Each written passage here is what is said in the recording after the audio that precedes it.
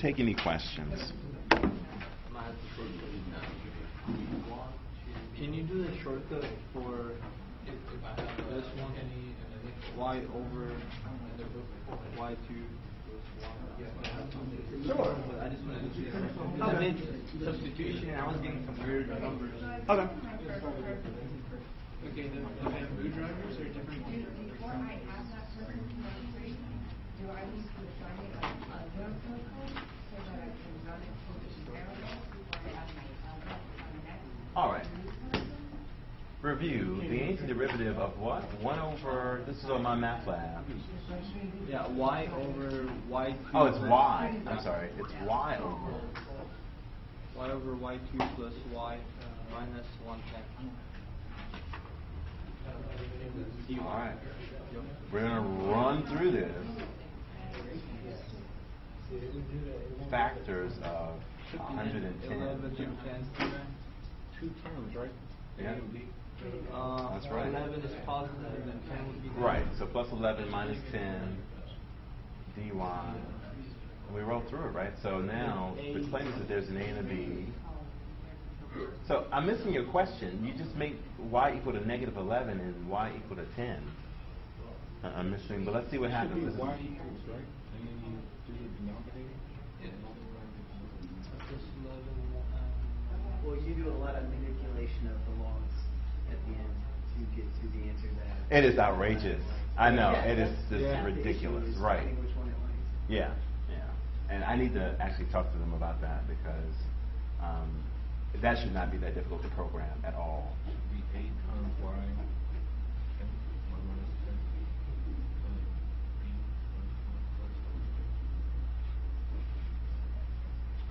I think that's where I was doing wrong. I think. All right. Let's help them out. I And forgot then to you cross multiply it and cross multiply. I think that's why I was getting the wrong. Oh, okay. Okay. And so then, at this point, we talked about the shortcut, right? We just pick values now, right? This is true for every y on the real line.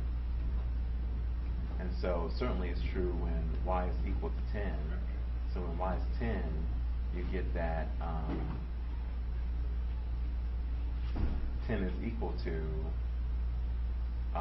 21b. And therefore b is 10 over 21. Hold on.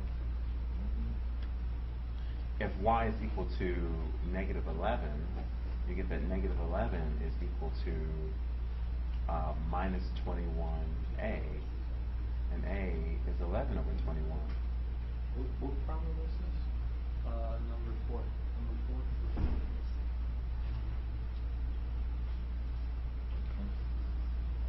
And so that ends it. I mean, who cares what these constants are? So this tells us that this is equal to. We put the a first, right? 11 over 21 times 1 over y plus 11 plus 10 over 21 times 1 over, is it y minus 10? Y minus 10. And that's the game. And then you integrate.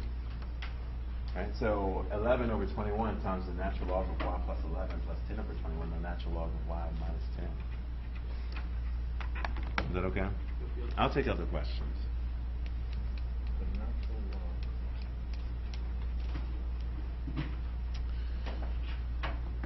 Let's do some improper integrals, and then we'll do some differential equations, and then we will review for the exam, and then we'll end.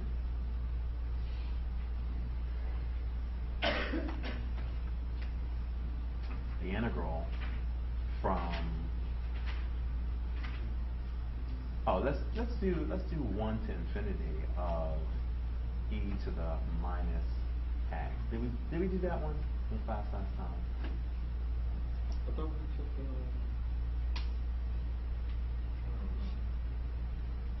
The integral from 0 to 1, we're just getting warmed up. 1 over the third root of x dx. I want to know the integral in the whole real line.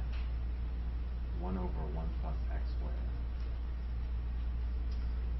I have not defined this symbol yet. These two I defined last time.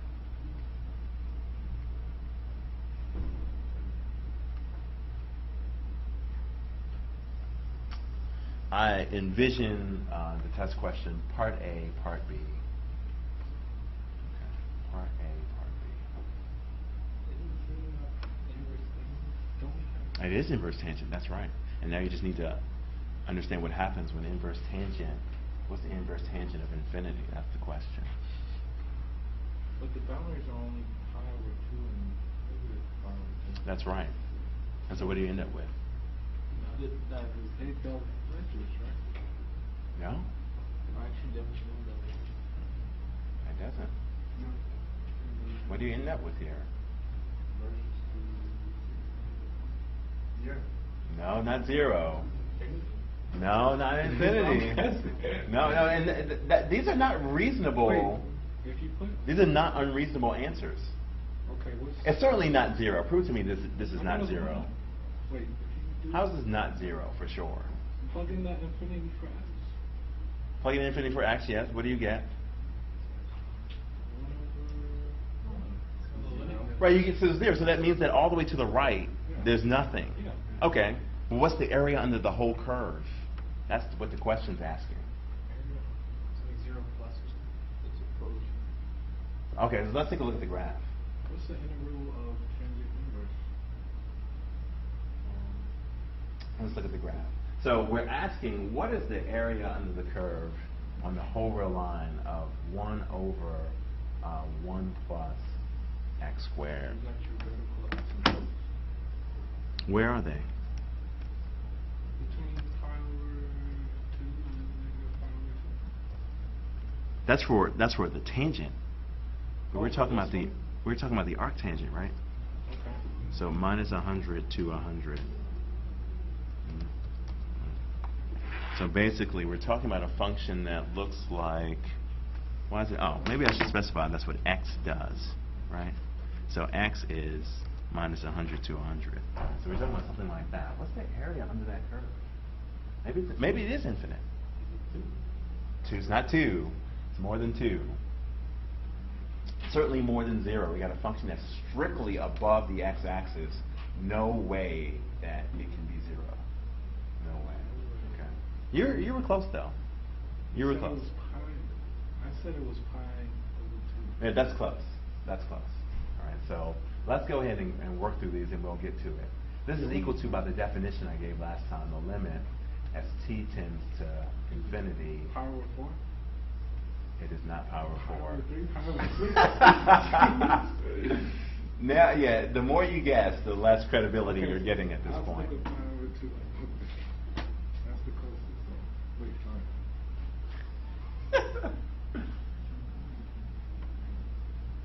And now we can invoke the fundamental theorem of calculus. This is equal to the limit as t tends to 0 from the right of the integral from t to 1 of 1 over the cube root of x dx.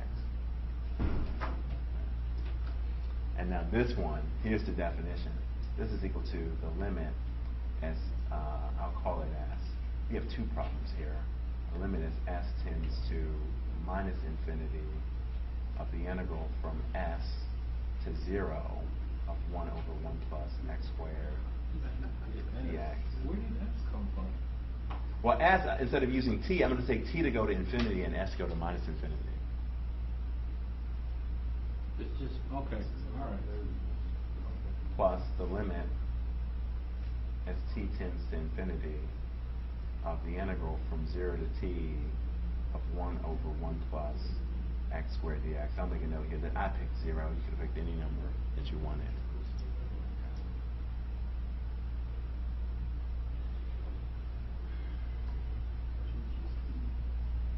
That's right.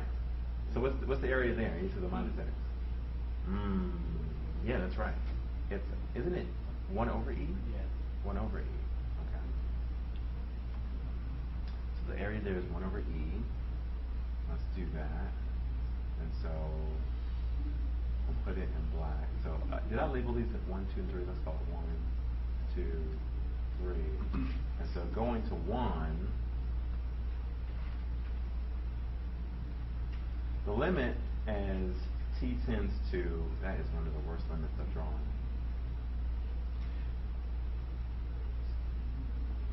The limit minus t tends to infinity of the integral from 0 to t.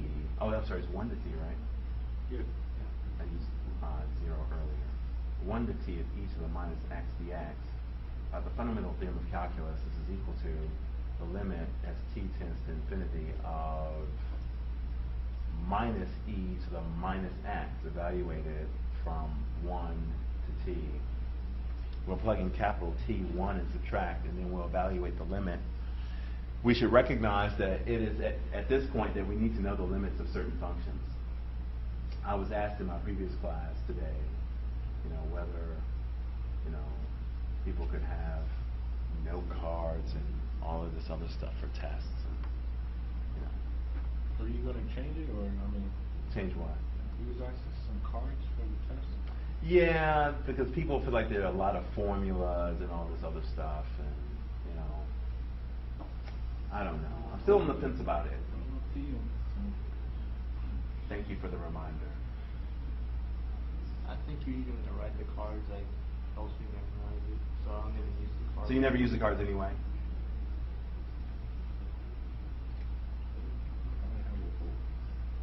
Limit is t tends to infinity of e to the minus t. What is it? 0, that's right. It's 0 plus e to the minus 1. And that is e to the minus 1.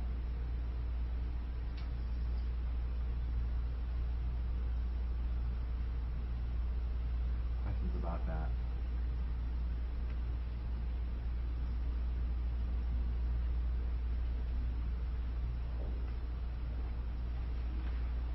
Is it 0 because the negative t?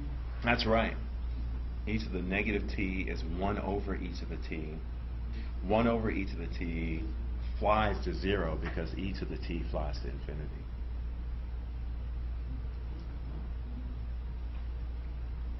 So that's one of the things. And so here's again where people lose 1, 2 points. This step.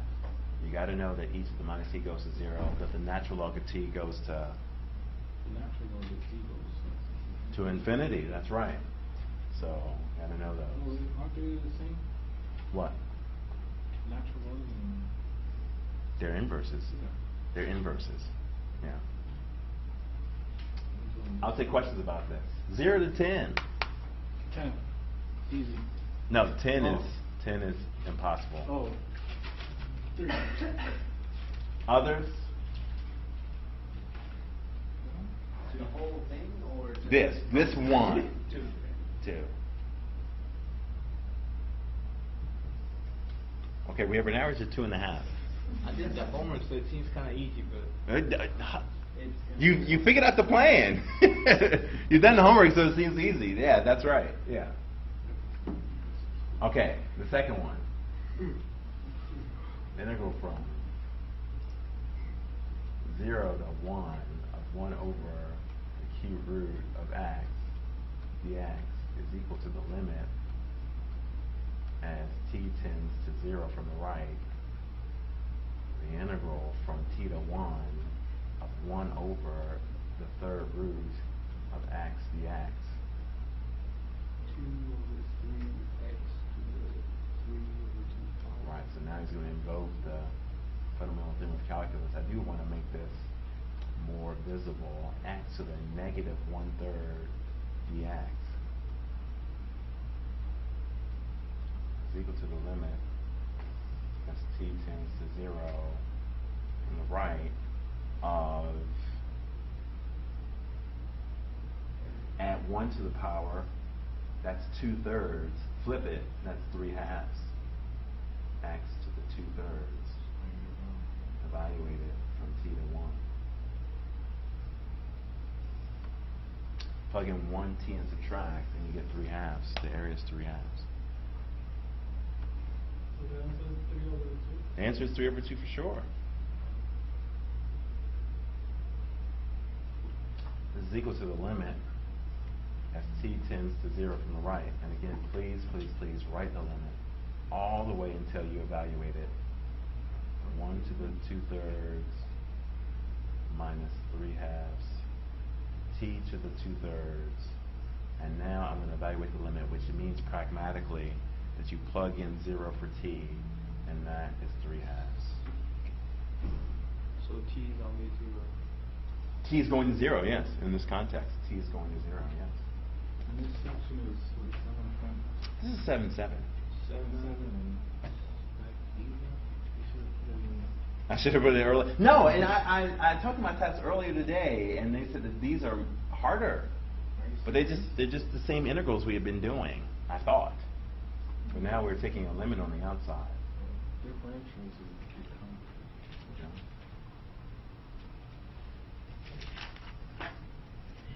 So again, review. Questions about this? Am I still on this page? Are you still writing this page? Okay. And then finally, the integral on the whole real line, 1 over 1 plus x squared dx.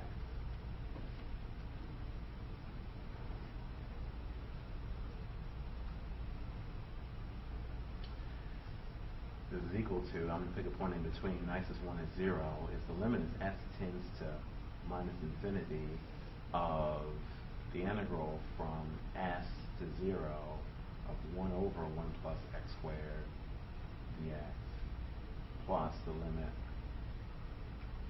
as t tends to infinity of the integral from 0 to t of 1 over 1 plus x squared dx.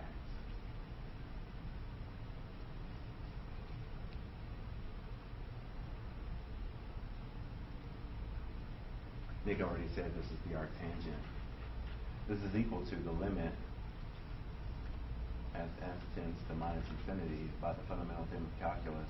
This is the inverse tangent of x evaluated from s to 0 plus the limit as t tends to minus infinity of the arctangent T is positive. of x. Say it again? T is positive. Oh, thank you. From 0 to t.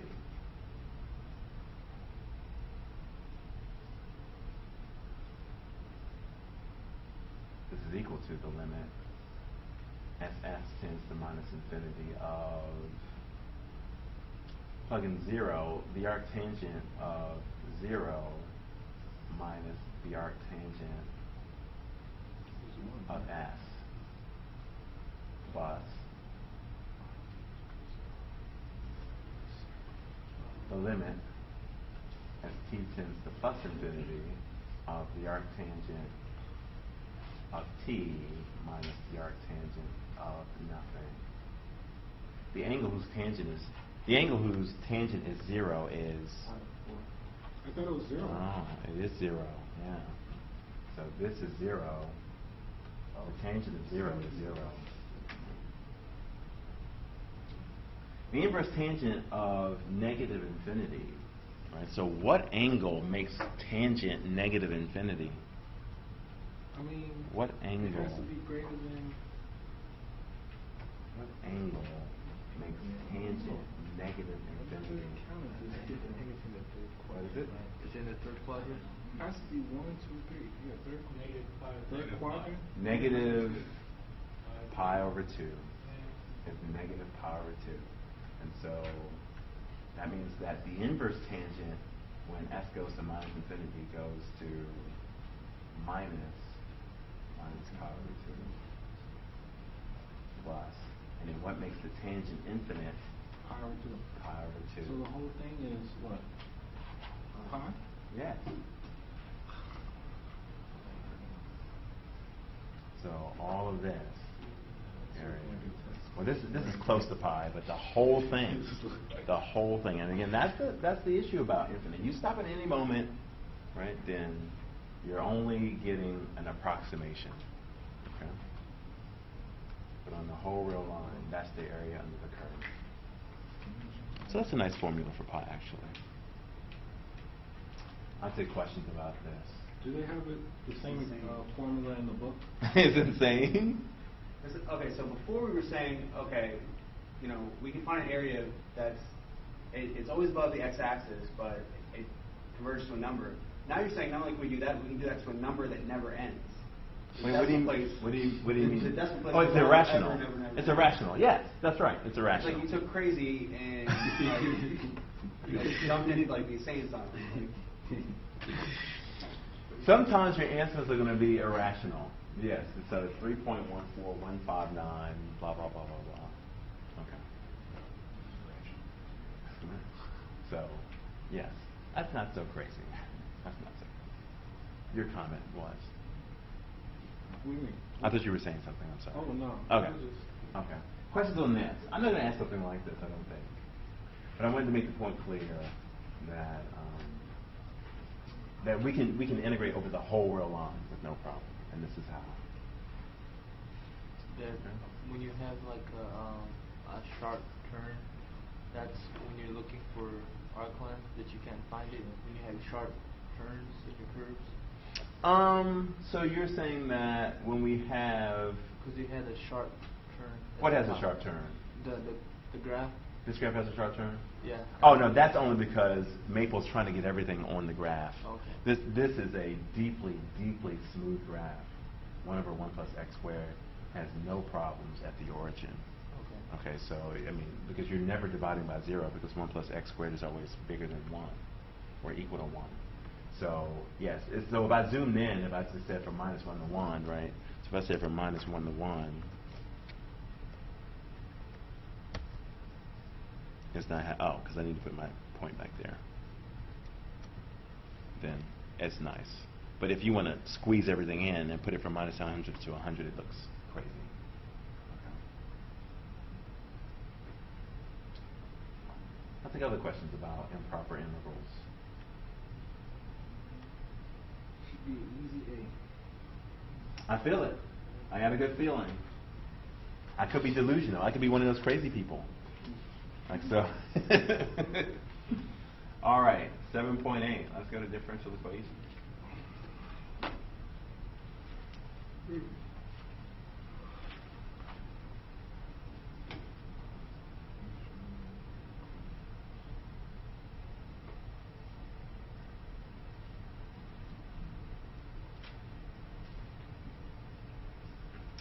Got my PhD in partial differential equations. Oh yeah. In Carnegie Mellon, that's right. So the most applicable section of mathematics, right? So differential equations are all over the place, and it has to do with the fact that things change. Okay, so lots of things involving derivatives show up. Okay, so let's imagine now that I used this example earlier in my class that we have a playpen, okay, and it's ideal. Do we have biologists in the room? One? Okay, great. Okay, so the playpen here. I'm going to fill it. You're going to fill it with rabbits, okay? A rabbit here, rabbit here, rabbit here. There's rabbits all over the place.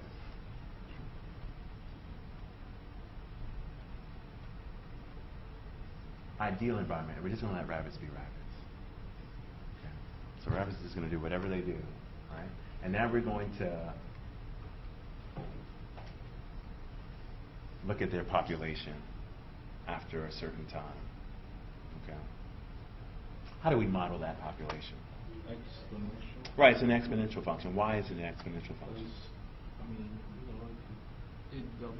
One makes two, makes Depending four, on- makes Right, something like that. That's right. Right. So one of the things that happens in pre-calc is that, you know, we say this and you do these problems and they say, well, population is modeled by the exponential function.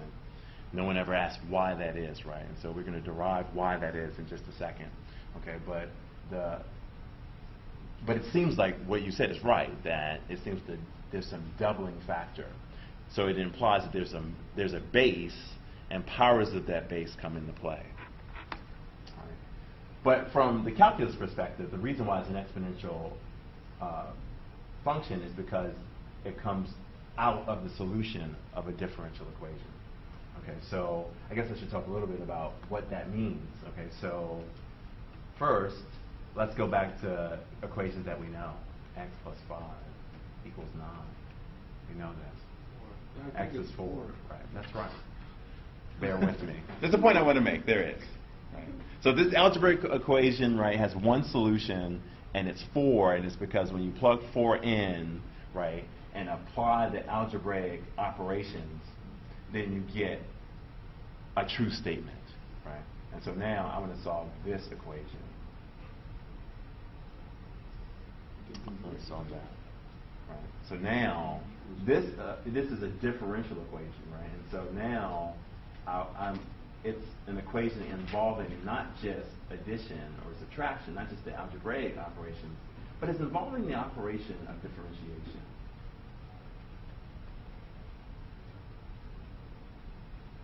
And as opposed to the solution of this algebraic equation being a number, the solution to this equation is a function. I'm looking for a function whose derivative is itself You were looking for a to the x. Oh. Give me another one. Log. Is the log the solution to this? E to the X, E to the x is the only one up to a what? what? Up to a constant. Up to a constant, right? So the claim is that y equals e to the x is a solution, but certainly 3e to the x is also a solution, isn't it? Mm-hmm. Right. So in general, c e to the x is a solution to this differential equation. Right. Let's show that that's true. Let's check the answer. Well, y prime is e to the x, and that is y. So e to the x is a solution to this differential equation. Part A of this question will be, I will ask you to verify that something is a solution to a differential equation. Here's a classical one. Y double prime plus y is equal to 0. I claim that the sign of x is a solution to that differential equation. Because you go into cosine, then you go back into that. Please do that. Demonstrate that that solves this. Okay. That's negative cosine. So then- Right? And then to put that again. Right. Back, and then it'll go You back. get- It's all higher derivatives. Right, so you take two derivatives of y and add it to y, and everything should cancel. So Right? what's the derivative of sine, cosine? So y prime is equal to cosine, right? And then y double prime, negative sine, right?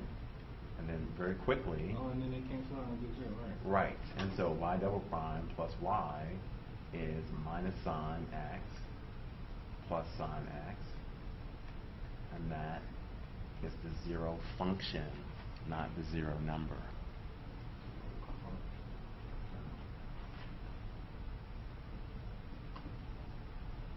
Is that okay? For now. Oh, is this okay? Oh, we're still writing. Oh, that makes sense. All right. So now I want an idea of what is this function? What is it, right? Well, it's going to rely on the fact of something that we know about rabbits. And what we know about rabbits is that in an ideal situation, the more rabbits we have, the more we're going to get. Right? And so how do we say that in the right way? We say it this way, that the rate at which the population changes is directly proportional to however many there are at the moment. Right? That the rate at which the population changes is directly proportional to how many there are at the present time. Isn't this That's a differential equation. Isn't this the same one used for afterlife and? Absolutely. Absolutely. So decay and all of it, that's right. That for those elements, the amount of it left is directly proportional to how much there is right now. Right?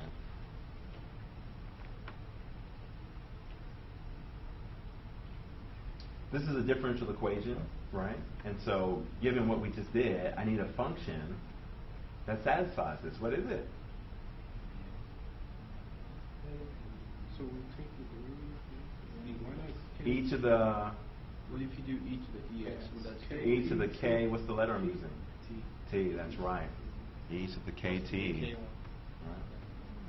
Verify that this is a solution, right? So we'll put a question mark there. Is that a solution?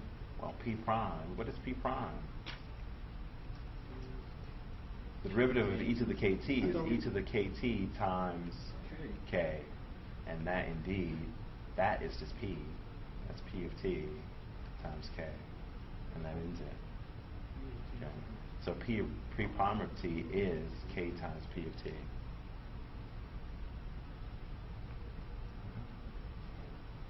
So K represents... K is a constant that represents the growth rate for rabbits, whatever that is. Okay. If we changed it to turtles, it might be something different. So I could be wrong. Maybe they get down like that. Okay. But the K just depends on the thing in question. But the point that I want to make is, there it is. There's the exponential. That's why it's an exponential model. Okay. And it's because of this assumption. This is what we do as mathematicians, particularly people who are interested in differential equations. There's a new situation that comes up, and the first thing you have to ask is this a continuous context? Is this a smooth context? Because of course, if the real world problem you're dealing with is not a smooth problem, then why in the world would you dare be talking about derivatives? Okay. So once you do that, right, because differentiability implies that you're smooth. Okay. So once you decide that, okay, this seems like a smooth problem, then you say, well, what is the fundamental law that guides this problem, right? And then you can come up with a function that, then you solve that fundamental law coming from physics or biology, then it turns into a differential equation which we can solve. Now, I have not talked about how to solve this way, right? I haven't said how to solve this, but it looks like that is the solution. I'm not going to solve it algebraically. Obviously, if I have a function and I'm taking its derivative, in order to get back to the function, eventually at some point I'm going to have to take the antiderivative. Okay. This is called a separable differential equation. I'm going to do another example, and then we will talk about how to solve these.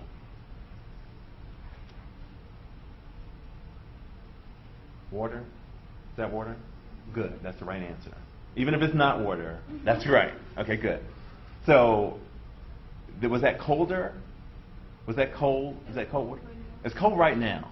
Okay, so if you leave it here, right, how hot is it in here right now?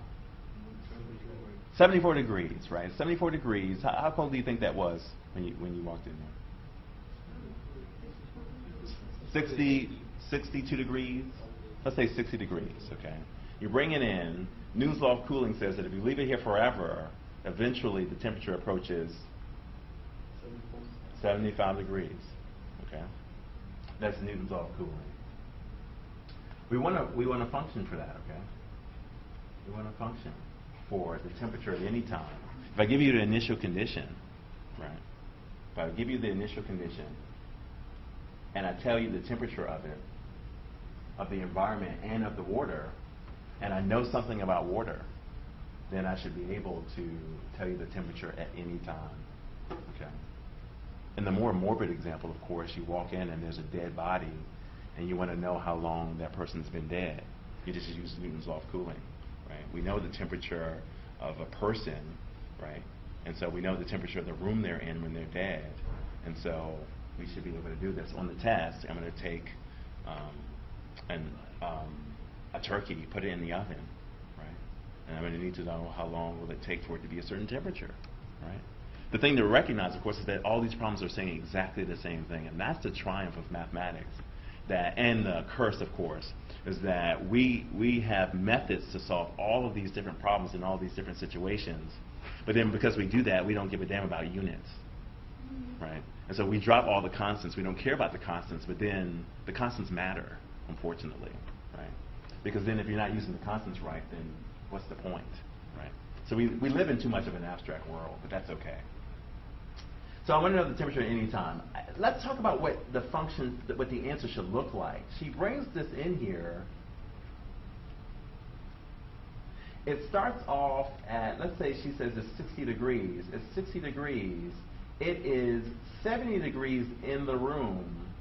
The temperature at any time, this is little t, this is capital T. It starts off here. Newton's law of cooling says that, well, looks like it's going to approach that line, but we spent all of Calc 1 talking about how, right? It's going to do this. It's going to do this. I'm going to do this, right? Calc 1, the difference in these functions is all Calc 1 stuff in terms of what? Begins with a C. Concavity. Right. So this is concave down, that's concave up, this is a little bit of concave up, and then concave down. Right? Which one do you think is going to be? Okay, so we think it's going to be this one, right? We think it's going to be that one. Right? Why? There's no why. Thank you. Why do we believe that? Because it's Why is it this one as opposed to the other two? Because the temperature is more different, it's going to change more. That's right. That's exactly correct, right? That the farther you're away from the actual temperature, the quicker you're going to try and get there. And that the closer the temperature of the water is to 70 degrees, well, the less the change should be. It should flatten out close to 70, and it should be steep away from 70, right? But let's write down precisely what Nick just said, that the rate at which the temperature changes, this is Newton's law of cooling, is directly proportional to the difference in what?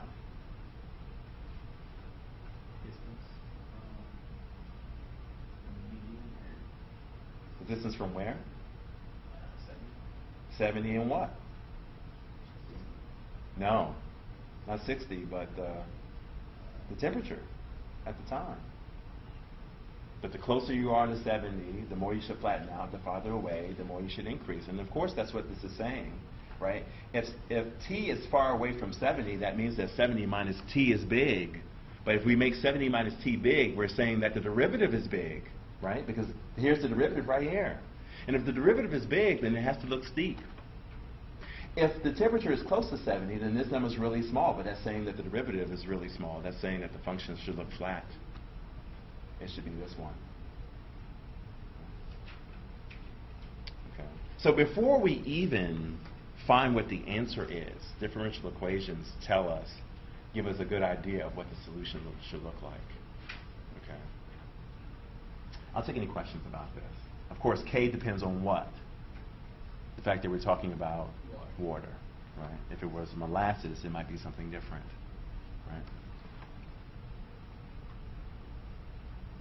Questions about the formulation of this model. Again, mathematicians do this all of the time. So K would be what the specific heat? That's a great question. That's a great question. I don't know the answer to that. So the units are, so this is temperature per time, right? So this is temperature per, I think we're going to do this in minutes, okay? So temperature per minute. And this is K. In K, we're not going to say the units. But this is in temperature. The specific heat is the heat or the energy it takes to raise the temperature of something. So it's not Right. reasonable. So, but is it 1 per minute? So K equals 1. So K is temperature over. So 1 joule is the amount of energy it takes to raise 1 gram of water 1 degree Celsius. Okay. Okay. But it's not per time unit. No. Right. So. Right. So here, just looking at the units, this is just one unit per minute, or temperature. So Celsius per minute per Celsius. So does that mean that the temperature cancels out? Right, but yeah, but what does that mean, 1 per minute, right? So this is some physical constant from physics. But this is precisely what I mean. This is precisely what I mean. So maybe in my sophomore year, I never saw another unit. Right, so 4 math classes every year, just living in the clouds. Okay. Right, but this is, of course, object specific. The units, yeah, maybe I should give this the extra credit.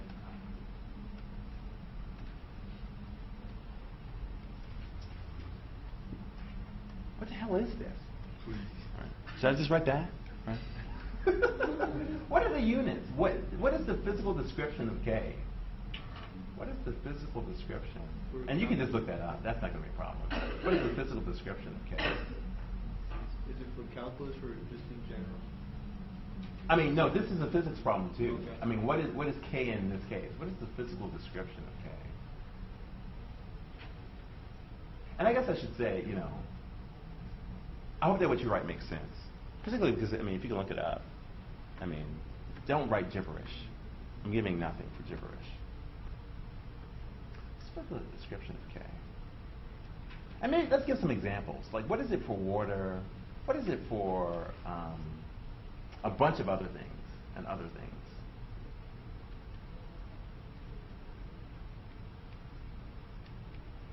Yeah, so if you look up Newton's law of cooling, it should come up,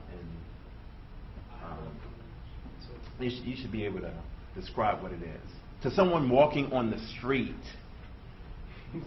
To someone who knows. Do they know what? To someone on the street. So it's got to be very clear and straightforward. Even or odd. Odd. We'll make it worth 3 points. Yeah, that's easy. I'm just giving away points at this point. Yeah. Go to Burger King, I'll come. That's right. Yeah, that's right. See how long it takes to make the Whopper, right? Yeah. Okay.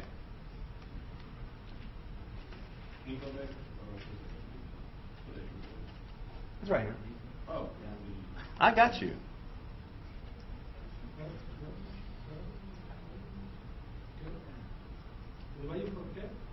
Yeah. What is it? What does K mean? It's named very appropriately. Okay. No, I don't. I didn't say it. I didn't say it. Okay. It's named very appropriately. Okay. Say very appropriately. I can't wait till the break now. Say it again. It is a constant, representing one. Representing one. So. Okay. So let's solve this now. T prime of t equals k times 70 minus t. We'll go ahead and call k something. So we'll let k equal, let's say it's 0.01. Okay. So dt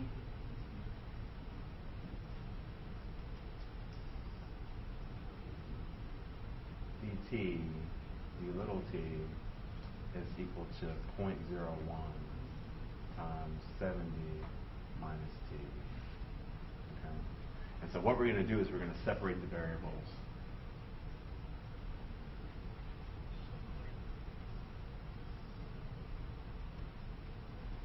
The goal is to get all the capital T's on one side, all the little t's on the other side, and then we'll integrate both sides separately.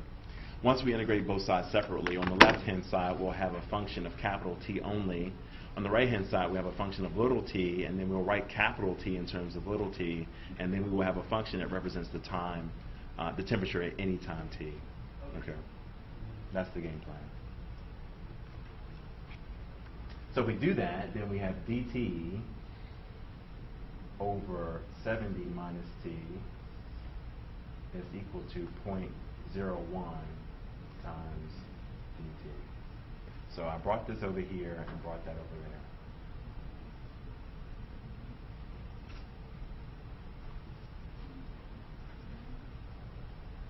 Does that have anything to do with partial fractions? No, but sometimes when we're going to do some using, well, I'll do one in a second in which you'll have to do partial fractions.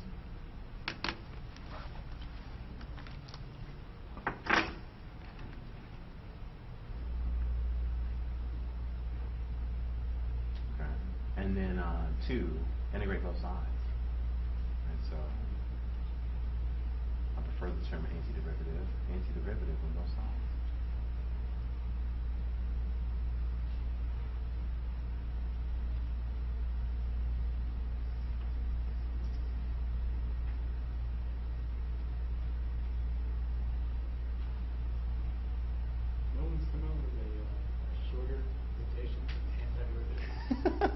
Integral. I mean, yeah, I could have done that. That's my fault. I could just put the symbol. What's the antiderivative of 1 over 70 minus t? I guess I'll have that as a remark. Well, no, we're actually doing that. So the antiderivative of 1, it is natural log, that's right. 70 minus t dt. We'll take the long root for now. right? So we let u equal 70 minus t du is equal to negative dt, right? And then this becomes the integral minus sign 1 over u du. And this So this is minus the natural log of u plus a constant, and that equals minus the natural log of 70 minus capital T. And again, I want to make it clear, plus a constant. I want to make it clear we're looking for capital T, looking for capital T as a function of little t. I mean, don't we take E? We're about to, but that's only the left-hand side. Oh, just Right, so the right-hand side we're about to do. Right, so the left-hand side is just this.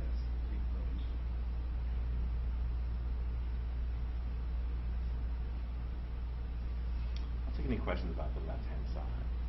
Okay. By the way, this is why we spend all this time doing all these antiderivatives, is because of differential equations, right? We have all these equations that come from physical laws. Every single law from physics turns into a differential equation, okay? So, I mean, all of Newton's laws turn into second-order differential equations, right? So, right. So again, it's a little bit backwards, but it all comes down to this point, right? So when we integrate or we take the antiderivative on both sides, the question is, well, how do we know how to do this? Because we spent all of this semester doing this type of problem, okay? That's the left-hand side. The right-hand side, we should know. The antiderivative of 0.01 dt is just 0.01 t plus a constant. That's also constant. And so now we have that from this, right? So the integral of 1 over 70 minus capital T dt being equal to the integral of that's a capital T. Actually, it's a little t, that's right. Well, we'll do it this way. It's equal to 0.01 dt. That implies, from what we said, that minus the natural log of 70 minus t is equal to 0.01 t plus a constant. I've decided to move this constant on the right-hand side. So I just put all the constants on the right. The left-hand side had a constant. I decided to put it on the right side.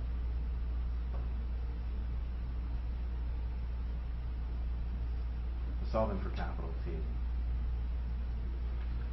I have to be good here. I actually have to put the absolute values here. And you'll see why in a second. Right, so this is the absolute value of 70 minus 2.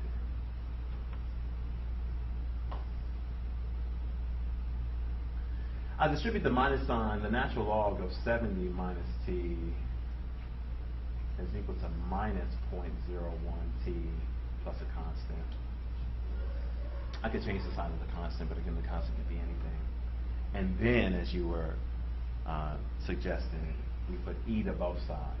And so 70 minus t, an absolute value, is equal to e to the minus 0.01 t plus a constant.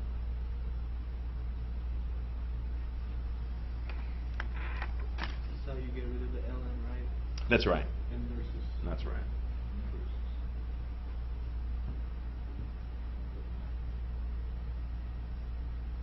So in conclusion, that's just our answer? Oh no, I'm trying to keep my pace reasonable. How you had to plug it in the calculator, and you had to put the e, I think it was ln, divided by e.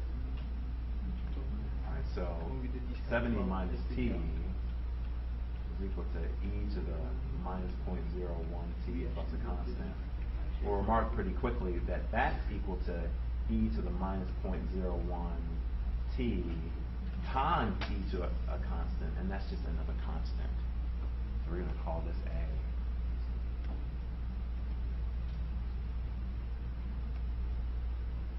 That is a constant.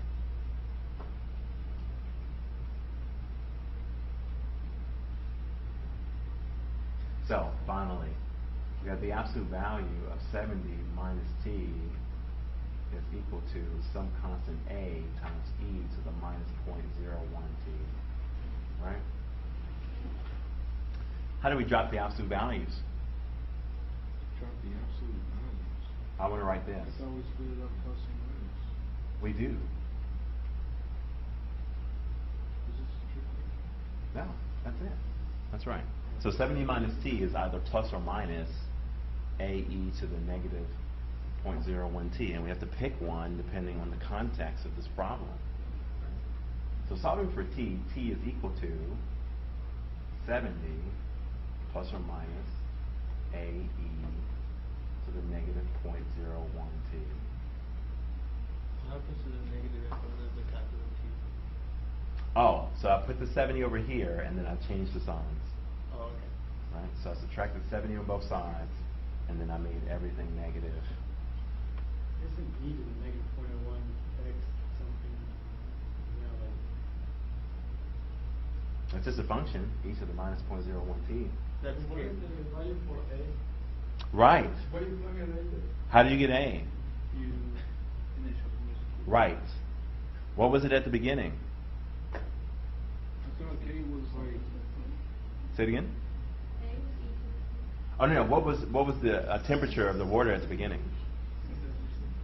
60 degrees even? Right.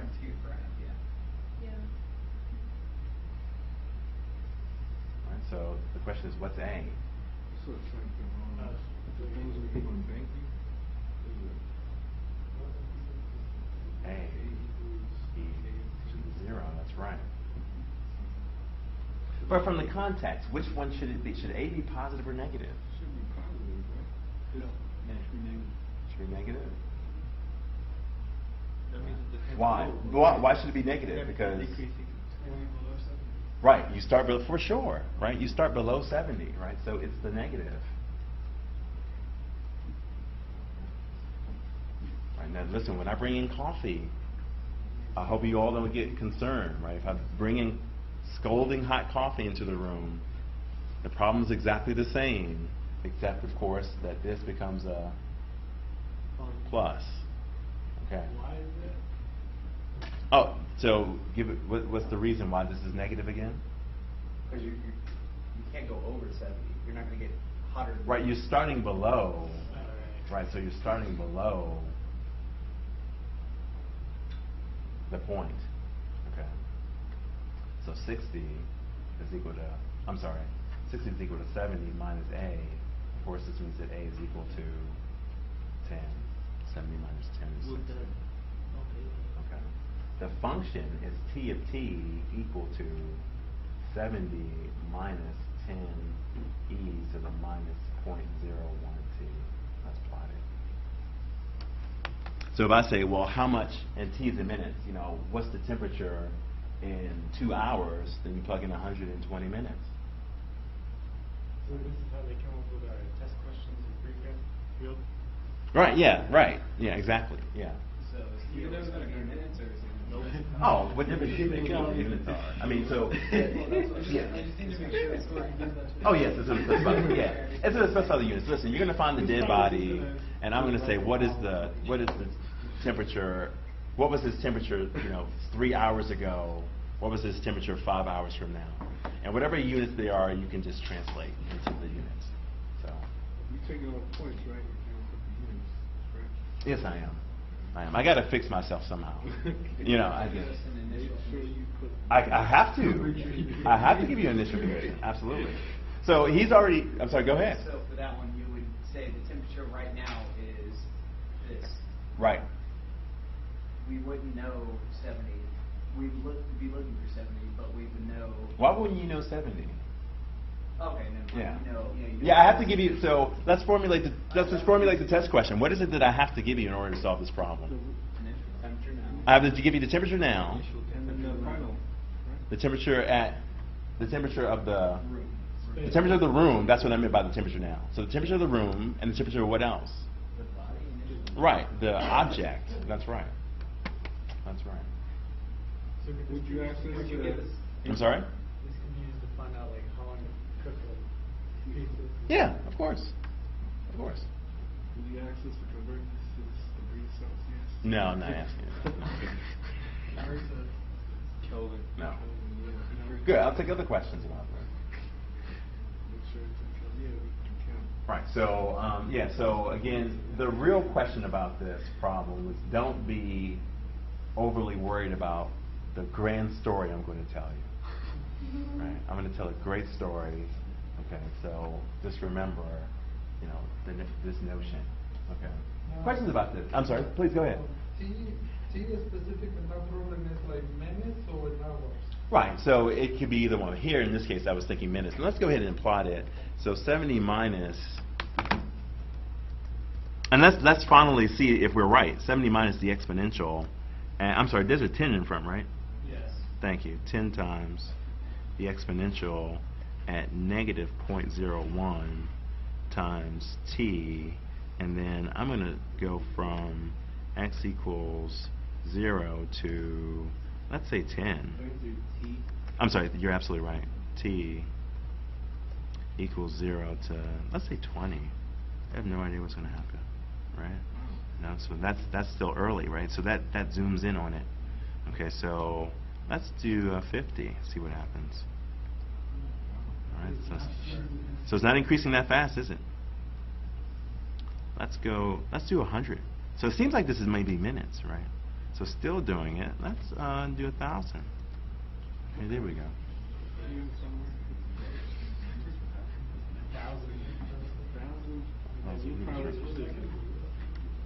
So again, time in whatever units, and then temperature, right? So, but it's precisely what we thought it would be, right? How do you figure out how many units? What the units are? Oh, here? So the question is, of course, that if you're formulating this, of course, this rate of increase all depends on what number up here. 0.01, right? I came up with that out of my ass. So Okay. you're going to give us that? So, yes, I did. Yeah, I will. I have to give you that too. So the units of time would have to be included in the Right. Oh, yes, that's right. In K, yeah, that's where K is. The units of K are 1 over minutes, or 1 over whatever the units are. Yeah. That's right. My trick teacher used to clean this for me. Other questions about this? All right, let's do another one. Can we do the steps? Oh, thank you, sir. I appreciate it. Are you my steps warden? That's right, you are. That's right. So you are living up. So here's the steps. Tell me what we just did. Yeah, we took the units first and then the initial. All right, so we're separating variables. So separable differential equations. Now, if I give you a Newton's law of cooling problem, I'm not going to give you this. Why am I being so mean? But I'm not going to give you this. This you need to know. That I may even ask you to say this in words, right? But it says that please don't be appalled by that, right? Say this in words. This statement that the rate at which the temperature changes is directly proportional to the rate at which the temperature changes is proportional to the temperature difference. The difference in temperature from the environment and the object in question. I think you can write that. Questions about that? Questions about formulating that in words, but literally it's all there. Right? Calc 1, I hope we've beaten that to death. This is the rate of change. In 3 words, you know what Calc 1 was about. Rate of change, equals means is. This constant means it's proportional. The difference of the temperature of the environment and the temperature of the object.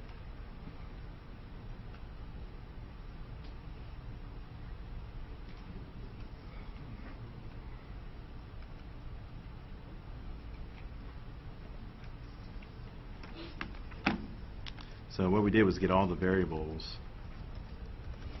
on opposite sides of the equal sign. Then we integrated both sides. And then we solved for y. In our case, it was capital T. All right. And in the case of when initial conditions are present, we solved for the constant.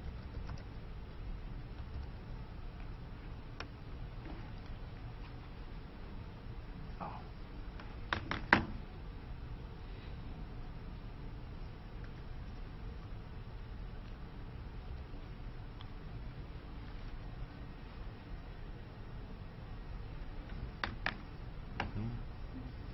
That's all we've done.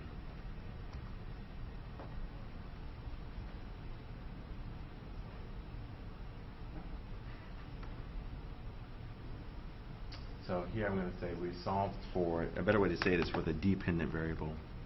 For the dependent variable.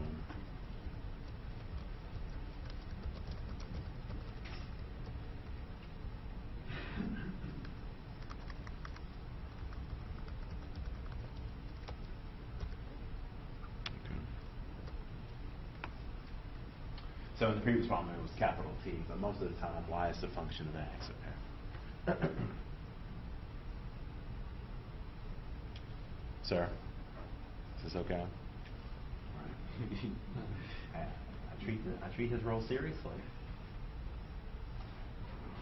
I think if you get this, then you should be able to do the problem. Yeah, I agree. I agree. Now, rabbits just can't be rabbits. And the reason is because the environment is not perfect, right? So there are finite resources and all of these things, okay? So we need to formulate a better differential equation for that one, okay? So indeed, rabbits want to be rabbits, right? So the rate at which the population changes is directly proportional to the population, but then there should be, oh, you know about this, carrying capacity, right? There should be a value. What's the letter for carrying capacity? What do you use in biology? Do you remember? We don't do much math in biology. No? Say it again? I didn't hear you. B? Mu? Maybe. I think you may be right. So mu minus the population at the time. And so what should this look like? So, and this there were just some headlines recently about the population nearing 7 billion people on the planet, and all of a sudden now we need to start worrying as if we shouldn't have been worried before, when it was 6.5 billion people. Okay, hopefully. No. We have 6. No, okay. So I don't know how long it's going to take, but we have over 6 billion now, and to get to 7 billion, I don't know if we'll be at Jupiter by then. I think that's going to happen much sooner. Okay. So Star Wars. that's right. Oh, that's right. So here's mu, right? And what does carrying capacity mean? It means that bad shit's going to happen if you are going to keep having all of these people on the planet, right? So I feel like the carrying capacity for the human population, people were speculating. I think 20 billion is too high, isn't it? We would have ran out. The initial prediction was like 3 billion. Okay. That was before 3 billion in what year? This was way back in like the 30s. The 30s They were is saying 3 that billion. because that was before we learned how to fix nitrogen, Okay. which is how we make fertilizer now. Okay. Before that, they said. So this whole industrial revolution type thing, right? Okay. And then we learned how to fix nitrogen in the 50s because Okay. of World War II. Okay. And then, so because of World War II, we have 7 billion people. Wow. Until Omega gets us. That's right. Not to be pessimistic or anything, right? And Okay. the scientist who discovered how to fix nitrogen was a Nazi. Wow. He was Well, that guy. people are complex. Yeah. So I have no more comments about that. Okay, traditionally carrying capacity is K. That's what I thought, but that I have to change this. So we'll make this lambda. Yeah. The carrying capacity is capital K.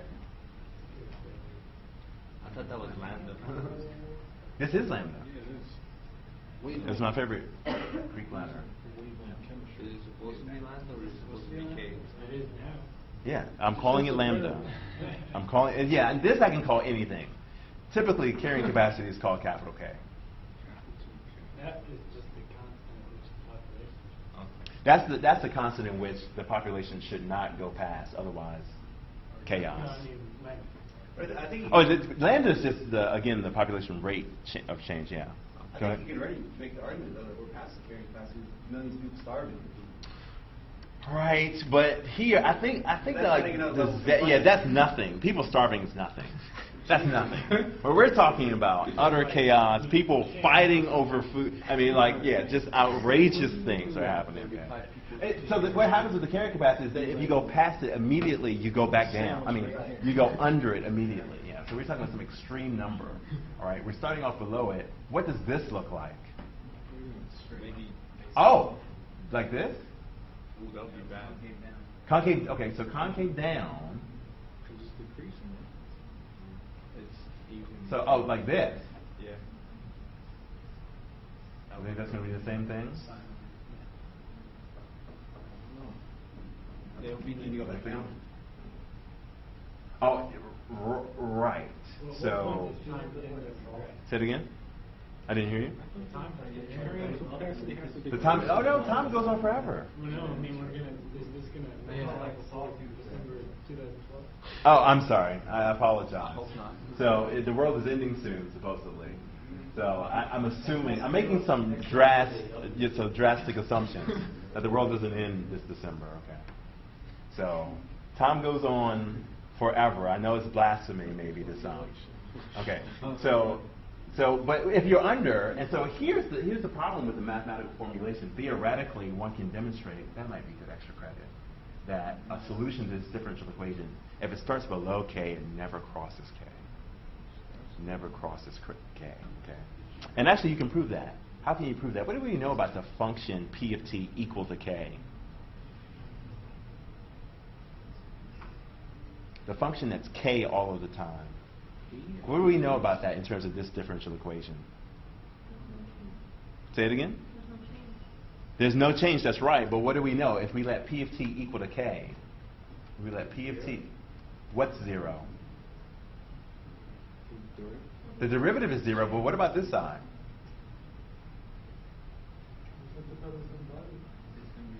That's also 0, that's right. So what is p of t equal to k? It's a solution. That's a solution too. And one of the theorems in differential equations says that solutions cannot intersect. Solutions can't intersect. And so, I mean, we knew that before, right? If two functions have the same derivative, right, then they have to differ by a constant. And so that means that they could not intersect, right? So this is just an extension of that. You have two differential equations that start off at two different places. This one starts off here. This one starts off here. If you start off at k, you stay k the whole time. Okay. If you start off below k, then you're going to approach k but never intersect it because solutions can't intersect. But that's the math, and that's the downside to living in the ideal world. Right? Even when you formulate a model, it's going to have some setbacks. Right? So of course, this always assumes that technological advances don't happen and things just remain the same. Okay. I don't know if the solution looks like this. We'll take a look. We'll solve this in just a second. Other questions about this formulation? We'll separate the variables. Right? Do we prefer using p or y, or I don't care what letter we use? Is p okay? So dp dt equals, let's get some values for lambda. We don't have to. But lambda, let's make that 0.01. And then we'll make the carrying capacity for the population. We need to put some units. We can make it 10, and you can make it millions, thousands, whatever you want to call k. Right. So here we were talking about rabbits. Okay. And so dp dt is equal to 0.01 times p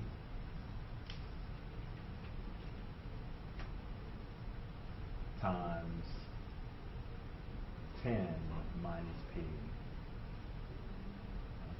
So now we're going to separate the variables. They're all big P's. They're all big P's, that's right. So the second. From T. Oh. They all depend on T. If we do that, what happens? dp over P times 10 minus P is equal to, again, 0.01 times T. I'm sorry, dt, not T, dt. And now we'll integrate both sides.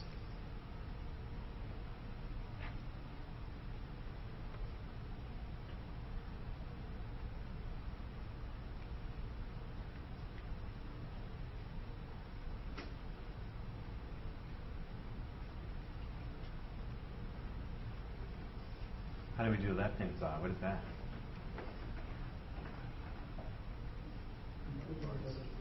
Not by parts.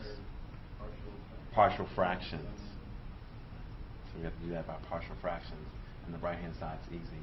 Okay, so you do this by parts, and then this is about partial fractions. Right, so there's an A and a B, right? So partial fractions will make that known. I know, right? No,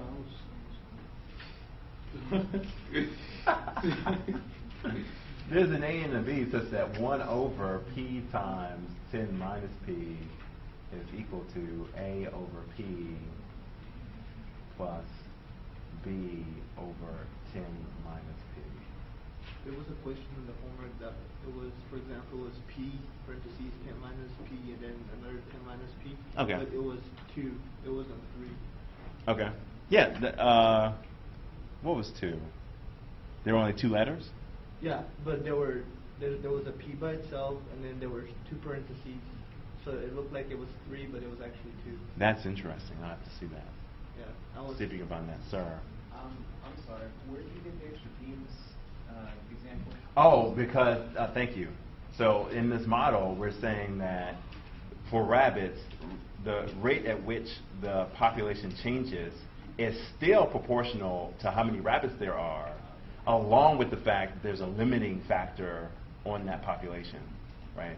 So they're still going to be changing with respect to who they are by nature, but also there's going to be this limiting factor too. So both of those things are here. So it's jointly proportional to what they're doing naturally and the fact that there's a limit. Is that okay? But they're the same number? Oh, yes, that's right. That's right. So this number and this number are the same. Yeah. So, but this here is just, again, before we do any of the math, as P tends to 10, this number gets really, really small, and that means that the change is really, really small, and it flattens out.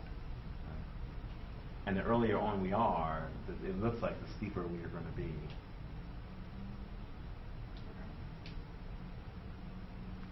We're experts at this. We started the class off with this. Right? But multiply both sides by the denominator. 1 equals A times 10 minus P plus B times P. We'll pick P to be 10.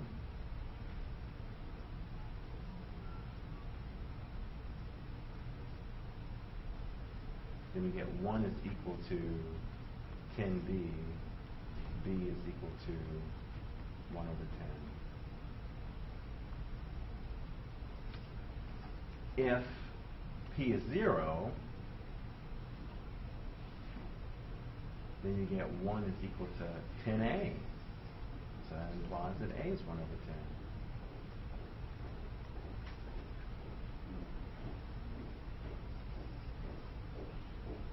And so 1 over P times 10 minus P is equal to 1 over 10 times 1 over P plus 1 over 10 times 1 over 10 minus P.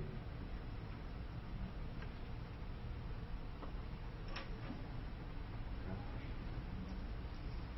Questions about that? And then you integrate both sides. All right. So So you work through it just the way we finished it. So let me go ahead and make the rest of this extra credit. So then you go ahead and you integrate both sides, and you do exactly what we did for the other separable problem, this. Get all your natural logs together, right? You're going to have a natural log, that's the previous one. You have all these natural logs, put them together, and then it should come out exactly the same way. Okay. I'm giving this extra credit because I'm not going to ask one like this. Right. This is one of the first problems they do in the class, differential equations. They have a class here called differential equations. They have one at Tech as well, obviously. And so this is like section, or I should say chapter 2 or 3. Do you teach that? Differential equations? Mm-hmm. I mean, there's like a war to teach that class. Right? So, because there are a lot of analysts, and there are a lot of analysts in the department. So I want to teach it, Priya wants to teach it, Holly wants to teach it, and so Holly's teaching it next semester. So that is very interesting, actually. I don't know how that happened, but apparently, for some reason, the demand for linear is larger than the demand for Calc 3. Well, shouldn't they be identical? Yeah, I mean, yeah. It just depends on how many people pass. Why would it be But that's true. identical? Only because I think that. Identical, because I can take calc 2 and linear algebra and take physics or bio. Really? That's why I'm doing this. Oh. There's no way You're I'd here take instead of calc physics? 3. Okay. I did not know that. Yeah. I was just talking about in terms of people who want to transfer. Yeah, I like math better than the physics itself because word problems or stuff would just kill me. Physics is really just applied math. Hallelujah. That's right. It's a science class masquerading as a math class. Well, I'm sorry, the other way yeah. around. Math class masquerading as a science class. Yeah, I can go with that. Even or odd? Even. Let's 4 points, finish this. That means you need a function, what would we call it? P of t. What is P of t? Right. So you go back in and you integrate. When you integrate, you're going to get some natural logs. And just like on my math lab, you should put those logs together as quickly as possible. Put those logs together as one thing, and then you can work through the rest of the problem. He can't make up his mind. It's inconsistent. No, it's not. It's at first it wanted natural logs in parentheses, and then it changed to absolute values. Oh yeah. And it depends on your how in depth it went. Right. Right. No, you notice I started putting them there. Once you started compiling though, it wanted absolute values. Yes. Right. That's right. That's right. That's right. Okay. We'll break there. We'll come back at 8 o'clock, and then we'll start reviewing for the exam. What's telling you about? Because it would be an X and it would be those two. So wouldn't it be 3? What is the what? Right? That's just wrong, isn't it? Because I got an X and then those two. There's an X in front. Otherwise, you can't possibly get an X, right? But unfortunately, my children. You can't put that back and get X cubed. There's No way. My Right. older child got And it, depressed. even I don't know. Was up all night Friday night. Friday Have you night, seen this? Friday. Yeah. Then he slept all day Saturday, slept all day Sunday, Saturday. Oh, you know why? Because the X canceled. So my The X 2-year-old. canceled. Okay, Yeah. I The X knew is it was gone. something at the top. So in the book, and I glossed over it, but you have to simplify everything first. Well, and then- actually, one, I think it was 6 or 7. It has 2x minus 1, and you can cancel it up there, but it Right. won't let you do it. For some reason, the answer had to break it into 3. Okay. I didn't understand why. It's Yeah. not like that. No, because you can cancel out an X. That's right. Okay. And so that X does not show up in the decomposition. Oh, Yeah. okay. Yeah, That's good stuff. for logs and Why sections. wasn't there a big T there then? For Newton's law of cooling. Yeah, that was a specific case of Newton's law. Yeah, that's Newton's law of cooling, and then the one that we just did was population with the carrying capacity. Okay. So there's 2 different problems. Yeah. So yeah, that was it. So yeah, I need to be better at transitioning to different problems. But I literally, I said, I'm trying to already put it into a formula to where it's not a. right. Oh no. So yeah, when you work through this, you will get out a formula for sure. Yeah. Well, I mean, I tried to transcribe the one from last problem, but that. Oh no, but they're different problems. Yeah. How hard would it be for Word to just let you do this? And you just hit enter and it works. No, I'm telling you, it does it now. Let me show you. Someone. I don't believe you. No, it's up here. I'm going to show you. I don't believe you. So someone just showed me, and I just could not believe it. Is it on 2010 only? I think he had 2010, but he had 2010 on the Mac. But I don't think it's going to make any difference. So if I do, and I may have to do. I have 2010. Do you? Yeah. Oh, really? Yeah. So Is there a key you have to hit? I think that you have to do. It's just the way that the. I think you have to do I think you have to do insert. So let me. First of all, I need to change the view, right? It's not really. Okay. It's not programming. Oh, no worries. Yeah, we're just reviewing. It's pseudo. We're just reviewing, and then you can see what we talked about. Yeah. That's a big. Always. I want you to actually do something. Yeah, like I can show you like in the program. Like what this means is give me a fraction of 2/5. So I have this program where if you do \frac 2/5, you get. Yeah, but they got to be in the curly brace.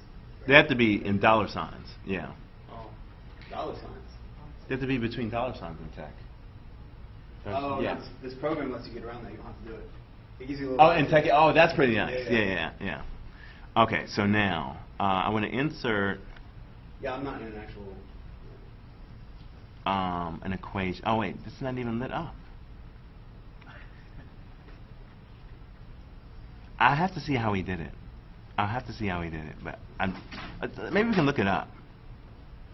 Maybe he was pulling some magic trick on me, and I didn't realize what he was doing. That's right.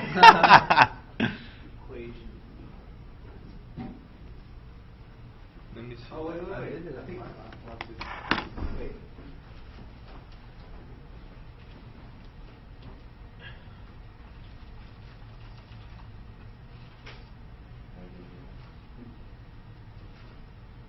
Oh yeah, he was on Mac, so he was right in this context.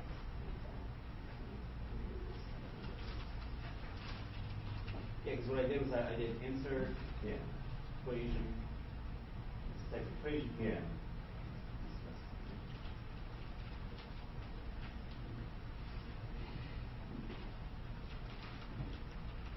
Yeah, try it again. Yeah, so, okay.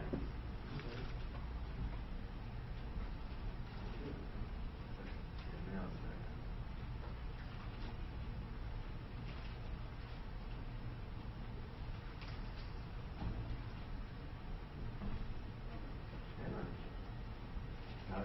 I don't know what the hell he did. I don't know what he did. There's a little math program you could use. You get the dollar signs? I don't think so, because when let's just look it up. Don't try to use Yelp. No way. Let's do that. Let's do that for fun. Never ever received news No, notification. Microsoft. The stupid paperclip doesn't know anything. Yeah, he's gone. And nobody misses them.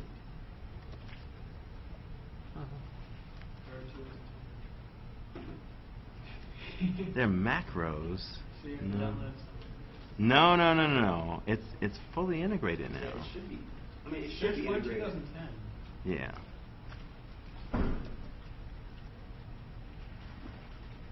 Oh, There we go.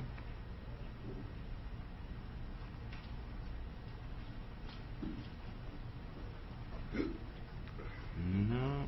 Select the text, right click, font, and there you can find the option. No. No.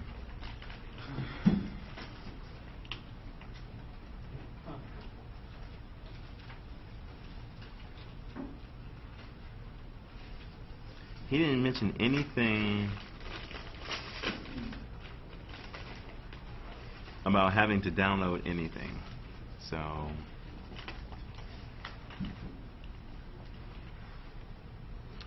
you can't just do. Why is it equation grayed out if it's not red? it's a great question. I don't know why mine is.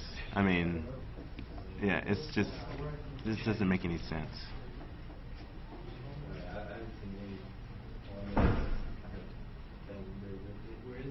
Is this a trial? It's grayed out for insert. I doubt they would give me a trial version, but My equation's not grayed out.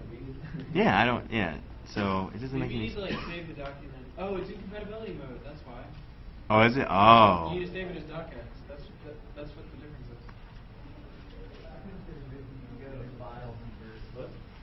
Oh, is that right? Oh, okay, it's a type equation here, type in the little box. Is that what you have to do? Wait, where am I doing that? Click the big convert button where it says compatibility. Right there. Okay. Now Okay. go back to home. Yeah, there you go. Okay. So if I hit that now. Okay, so now. Oh, look at all the stuff up top. No. That's crazy. That still doesn't work. That still doesn't work. See where it says equation tools? Wait, where? It's the purple.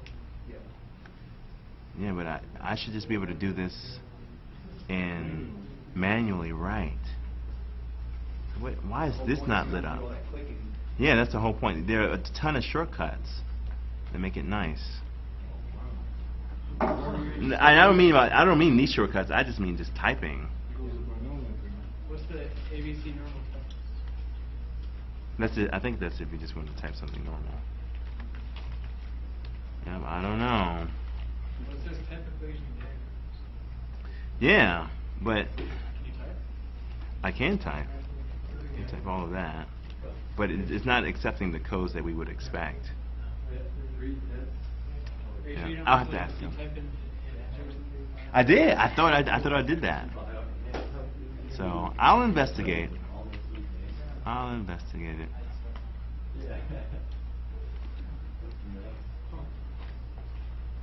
What's professional and linear? What's where? Professional and linear, upper left corner. Upper left corner. Oh, well, that's give it to us. I know. I was trying to use that. Alright, guys. I guess that's when you type your equations. Maybe. Looks like you have to have an equation. Wait. It says everything you do. I'm reading. Oh, It you says need to the X. It's turned off by default. Of course. So.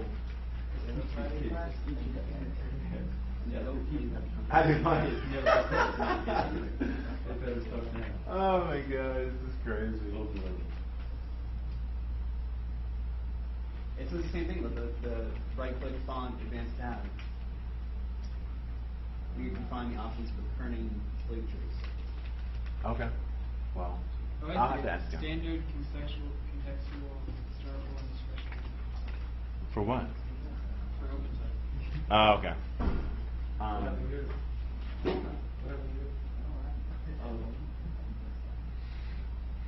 So who's moving on in math? Who's taking another math class after this? Everybody I'll be basically? taking linear and stat. Linear. See, this is why linear is going to have a bunch of people in it. Well, linear is a lot of fun, and again, you have my phone number. Yeah, but you know who we're going to give that professor? I don't know who it is yet. Don't say Teresa. I don't know who it is. She is my discrete teacher, and I want to just. Oh, discrete. Oh, how's that going? Awful. It's the worst class I've ever taken. I have to take that too. No, Hildebrand. Hildebrand, yeah. Hildebrand is pretty good. Thank goodness. I like him. Apparently, she taught it like last semester. She did. And Hammered it. Just. Man, that's my faculty mentor, and I love Teresa. So. she might be right there a little bit. That's right. She's doing it right now. Awful. She's The upcoming semester. Oh, because I thought that's all her thing though. Oh, I don't know. It doesn't really matter who's doing it now. Yeah. Yeah, I'm not very forgot about that. We had a test. Yeah. Just like she scheduled a test, completely forgot about it. Got halfway through class, like, oh, we gotta have a test today. Okay, guys, just clear out your desk. We're gonna have a test. No way, you're making that up. Oh, really? That is right. Open book with groups. Wow. Open book test or not? Open book. It makes me feel better that I can mess up now. I can do some really bad things now that I've heard that. So that's right. Yeah, that's right. Wow. I'm actually pretty proud that given that I'm not getting sleep these days, I haven't done anything atrociously bad. But yeah, I have to take discrete, linear, stat, You didn't take statistics yet? In the morning and then come to this I don't stuff. like That's that. fun. I like Different statistics. worlds. In what way? We're like counting discrete. Yeah. And we're continuous here. Yeah. That's exactly what I'm saying. And I was mentioning this to some other people about, what we've done as mathematicians. We just compartmentalize the subject, right? So, those people in discrete are mathematicians in a different way than I'm a mathematician, right? So we're just solving different types of problems. But it used to be a time in which mathematics was one big thing. And you had people like Erdős and Euler and Gauss who could just do everything. I mean, they were good at discrete. They were good. I mean, I'm good at counting, but I am not, I am not the expert. I'm sure she's not that good either, actually. So, yeah, I was about to say, because she's an analyst like I am. So, but the dean doesn't know, which mathematician should be teaching that. I should not be teaching, discrete, only because I would actually have to prepare for it. But like, Wait, you don't prepare for this stuff? no. Why would I have to prepare? I mean, I've been doing this a while. You can do it in your So, sleep. right. So, yeah. So, but my point is that, different mathematicians for different things, right? So, yeah. And you can understand that the mathematicians who do the cryptography and work for the National Security Agency do different stuff than the mathematicians that work for NASA. I mean, they're obviously doing different things. You did abstract algebra last time, I remember. Right, so abstract algebra, they do the cryptography stuff. Obviously, the number theory people do the cryptography stuff, so, yeah. So, right, the test. We're done with 7.8? I'm going to take any questions. So I envision that, I need to move this, right? This is way out of the way. This needs to move up to like here, maybe?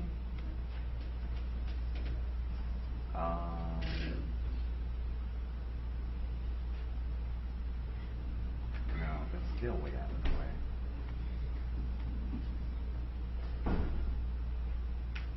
Yeah, this needs to be reordered. It may be here. And then, oh, yes, I think it's here.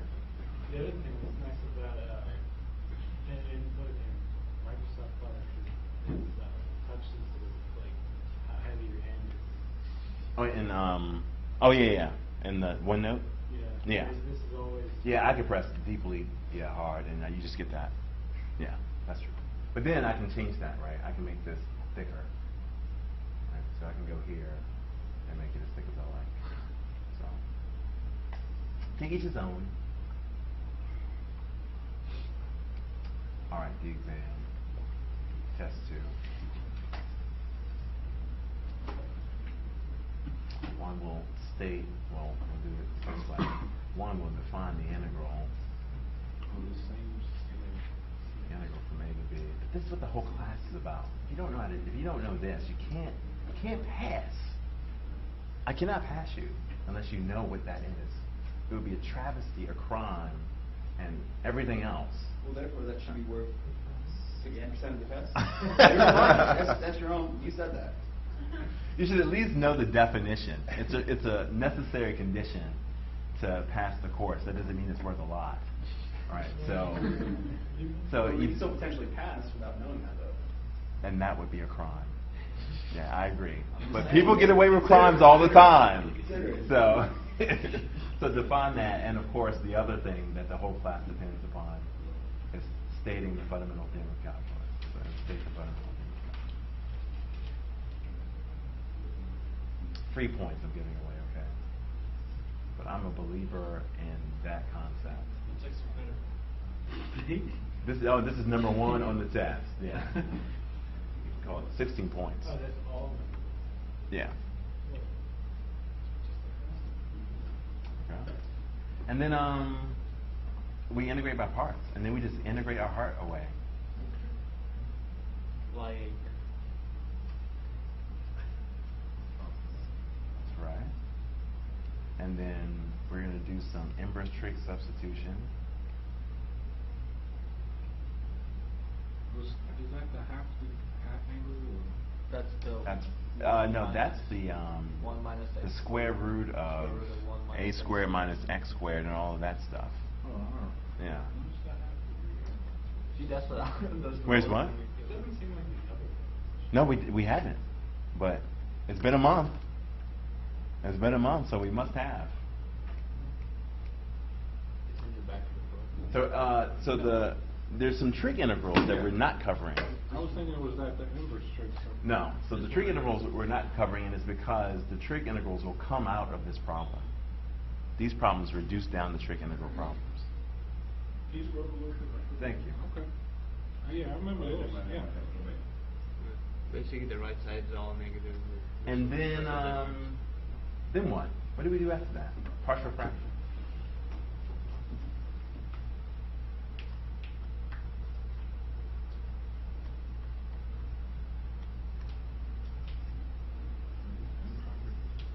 And then improper intervals, that's right. And then it's the stuff today. I agree.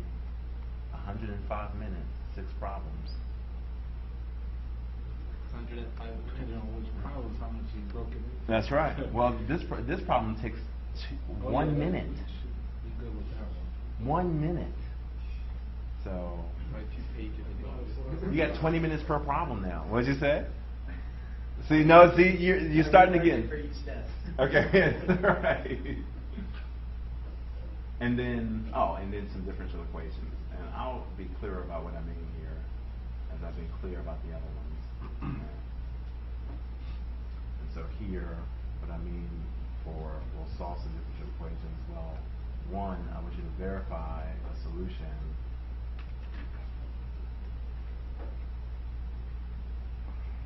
And then two, you'll do a separable problem. Right? So I got to get some homework on this stuff, right? And then solve a word problem. So is that the biggest question?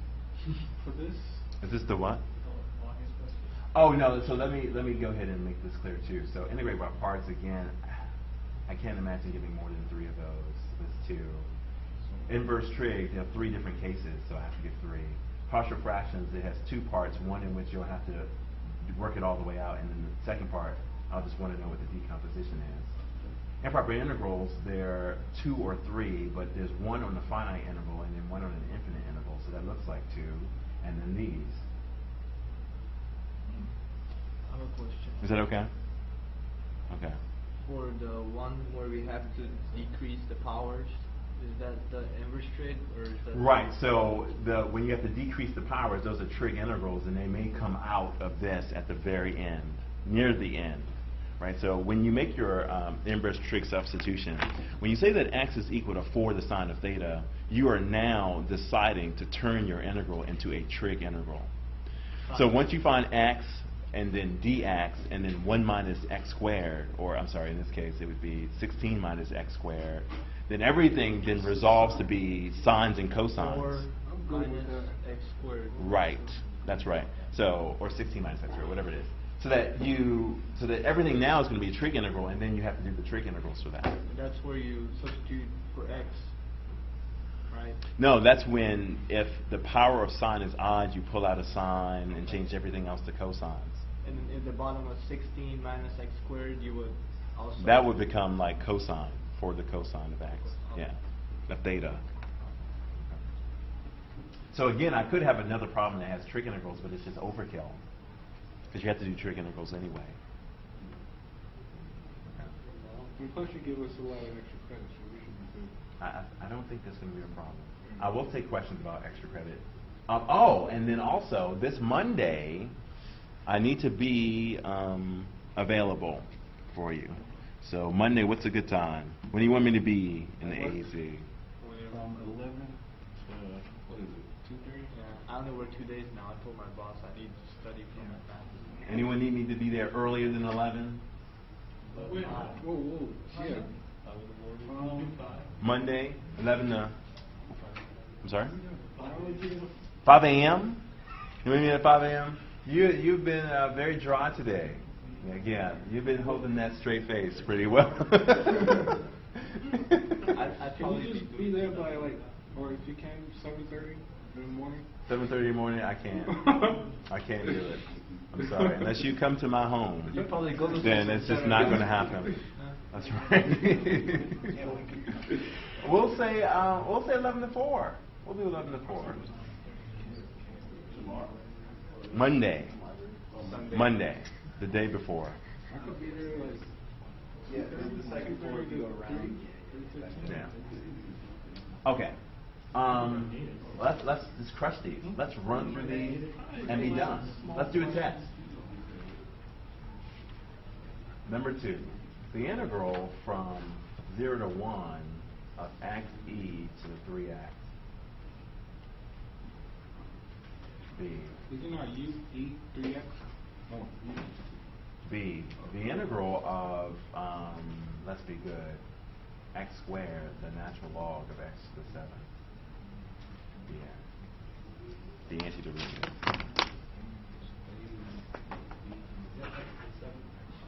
X to the 3. X to the 7 is the second one. Oh. Yeah. We'll do a test and then we're in. This is supposed to take 105 minutes, and then we'll be good. We'll be leaving at 9:20. No, not 9:20. Is that 7? 9:45. The x to the, is that 7, teacher? Yes. Seven? Yeah, no. 10 o'clock, right? No, the Is what? 7. Yeah. Yeah. Is it uv minus the integral v du? uv minus the integral v du. That's right.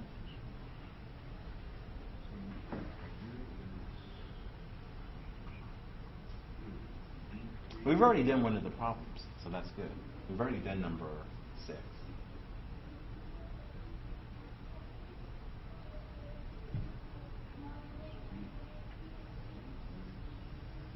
So I'll make that as a remark. And so we pick a u and a dv according to, I need to stand before I fall asleep in the chair. So that's the order in which we pick u. The antiderivative of u dv is uv minus the integral of v du.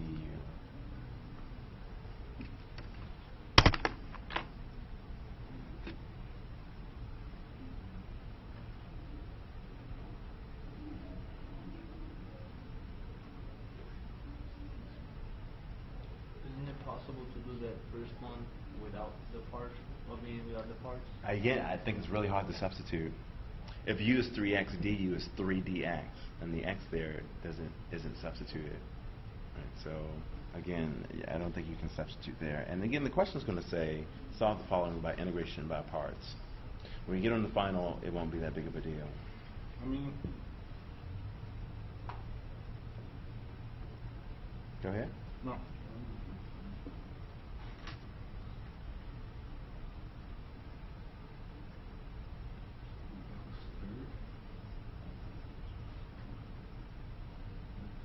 that x to the 9? Or in the second b? 7. 7. I'm trying to get a 9 over there. I am. I don't see a 9. I just don't see a 9. Well, it looks like you started to do a 9. You see a 4. I saw it. I thought it was 7. Yeah. Okay. I see a Mercedes-Benz then. I just don't understand. I just can't. You see a Y. I see it. Right. Right. I just don't understand it's I'm pretty sure possible. we did a Rorschach test. That's right. I know for sure. That's what we were doing. There's no doubt about that. Is the first one e raised to the 3 minus 1? I have no idea. I haven't done it. Let me check. Yeah, go ahead. So the first one, this is for you to do. We've done all the work already, right? So u is x, dv e to the 3x, du is dx, v is 1/3. Yeah, your calculator should be able to do this with no problem. Okay, so we have 4. uv minus the integral v du. So x times 1/3 e to the 3x minus the integral of v 1/3 e to the 3x times du is dx So this is x over 3 e to the 3x minus 1 over 9 e to the 3x.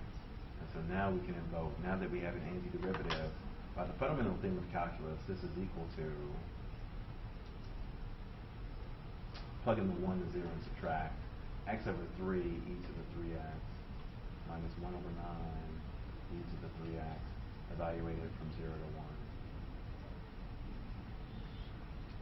That equals, when you plug in 1, e to the third minus 1 over 9 e to the third minus, when you plug in 0, you get negative 1/9. Thank you.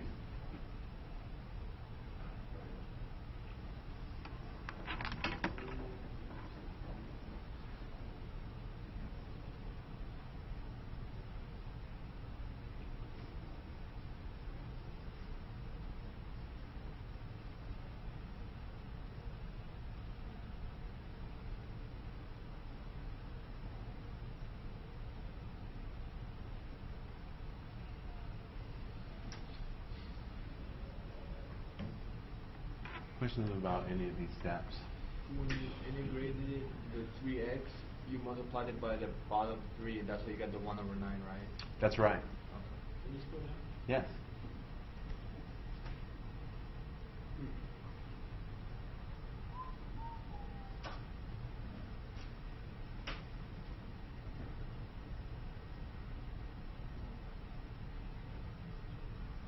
What happens to the x over 3? Oh, I plug in 0 for x.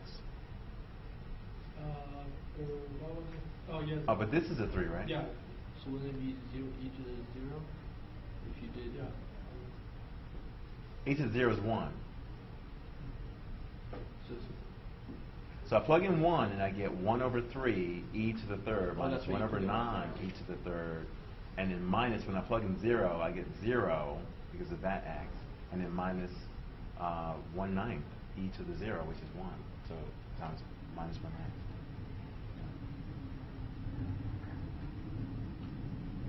And that's it. That's all you Yeah, that's right. And so then you go ahead. I'm trying to get into the habit of this. and if there was no x in front of the e in the first place, then you wouldn't need to do the parts, right, by parts. Oh, that's absolutely right. That's right. And you'll see that on the final.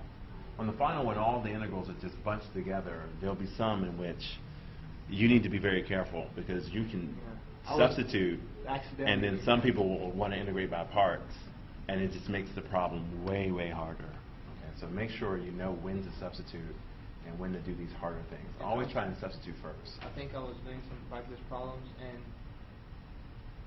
I actually got the dv first. I'm and sorry. I Are think- we done with this page? You got the DV first.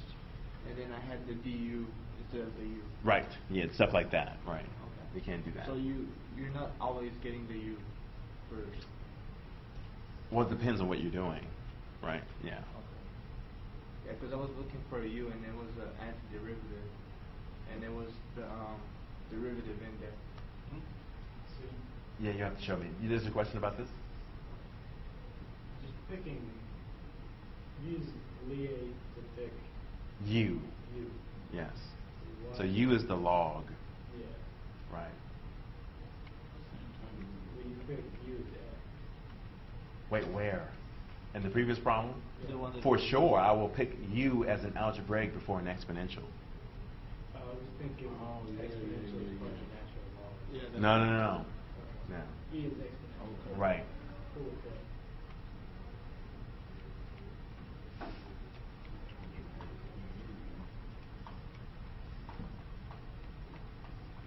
I'll roll through it. So are you in the next Go ahead. never mind.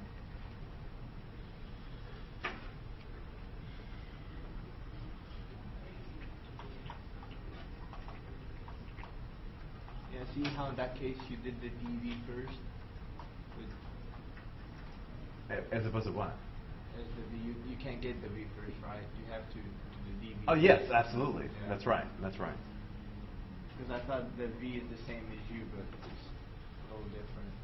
Right, yeah, no, it is different. That's right, that's right. Even though they're anti-derivatives, right?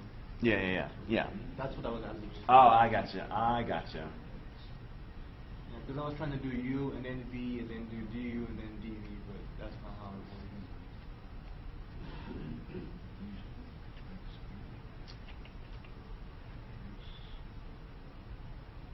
UV, 1/3 x to the third times the natural log of x to the 7th minus the integral of V, 1/3 x to the third times du.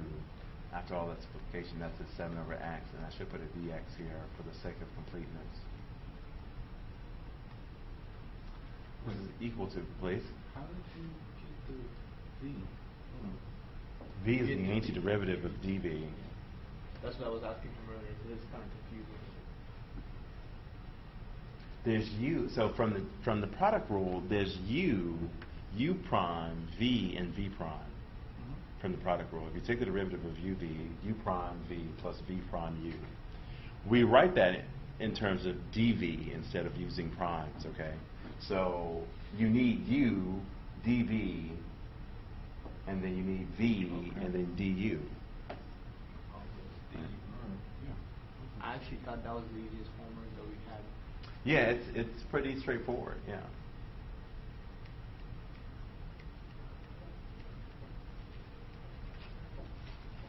Minus 7 over 3, and then times 1/3 x to the third plus a constant.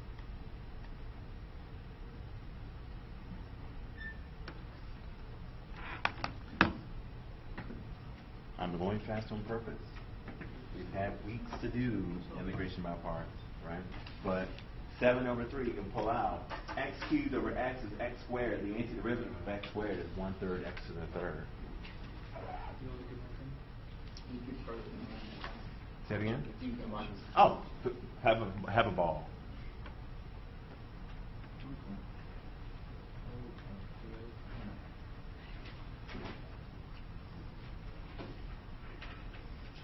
Which problem was this? I'm sorry? Which problem was this? Number 2. Oh, the one we just did, right? Yeah.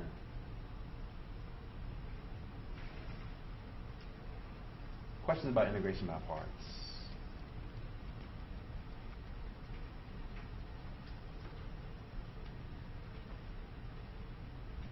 Inverse trig substitution. Let's roll through it.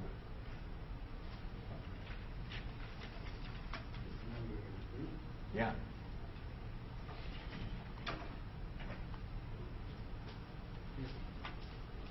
The integral 1 over square root. Let's put s for the next 2.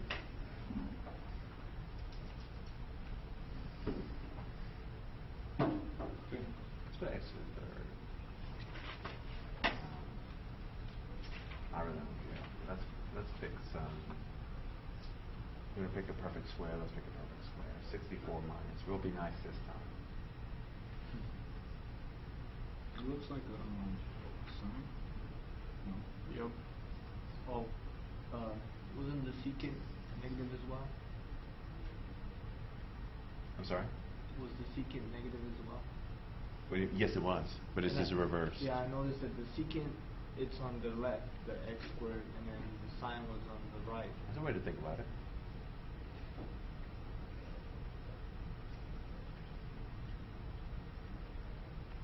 If this doesn't flesh out the difference, I don't know what will. And that's kind of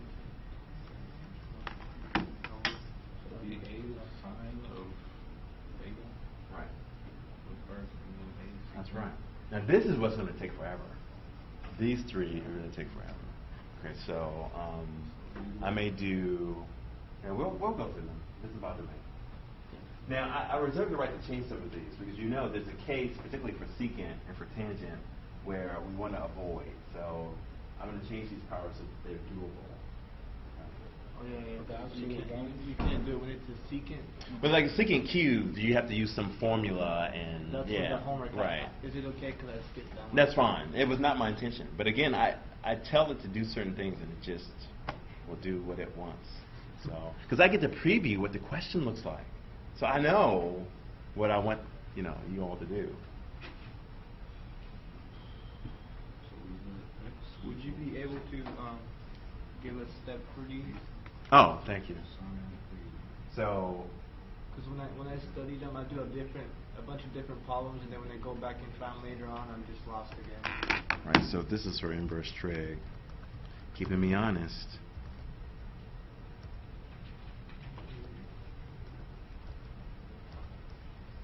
Substitution 1. Make the appropriate substitution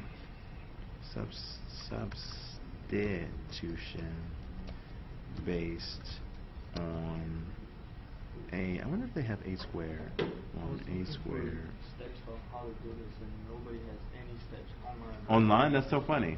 Well, Make they the have appropriate to substitution decide based on big equations. the inside of the root. I wanted to, so that way I could apply it from generic. And then make the appropriate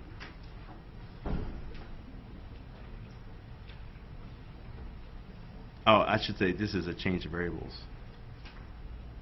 So it's not substitution, it's a change of variables.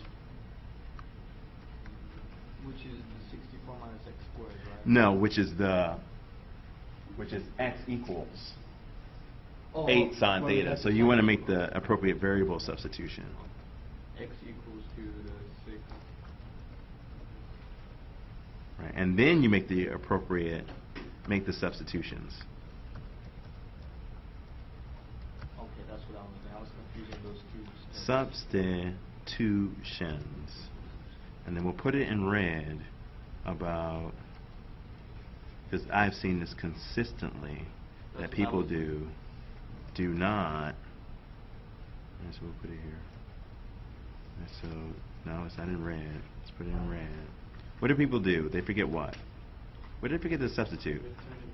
Oh, theta. Switch variable. Do not forget to substitute for what? dx. Remember your soccer course. So then you do that, and then once we substitute, then you get a trig integral. Solve the trig integral. And actually, I can leave it there. Right? So do we need steps for the trig integral? So solve the trig integral, and then within solving the trig integral, you have to draw a triangle, right? So that's the part I didn't get. So I guess I should call this 3a now, right? So then 3a becomes find which case is needed.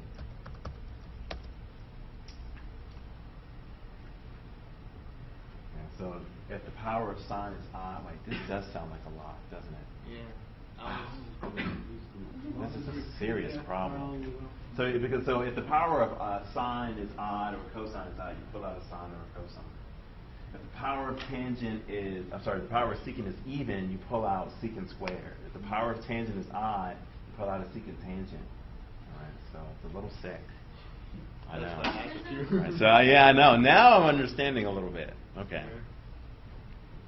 So find which case is needed, i.e., e.g., is the power of sine odd, secant even, and 3b is that pull out necessary functions and then substitute. Okay. Right, then we'll solve the integral. We'll integrate.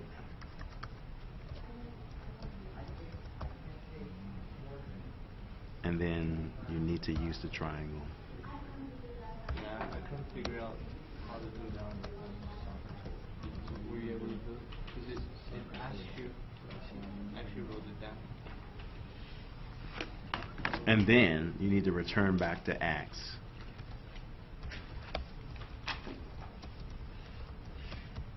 What is it? The one, the first one? If. Is there anything different about this? You want to add something to these steps? Oh, you're trying to figure out the sign? That's what that one was asking. Sign, code.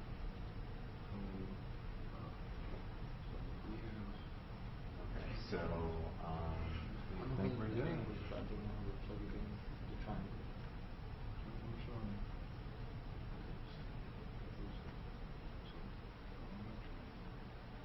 All right. Are we ready to go? All right. No? You said there's a no? Okay. I'll give you a second.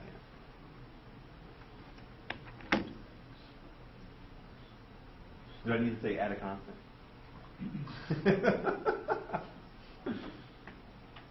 I'm so disappointed. I had no idea you were taking discrete. Yeah, I know. Wow. It's like two awesome worlds. And I just realized that everything I said was distorted. Oh, no worries about that. Don't worry about that. That's okay.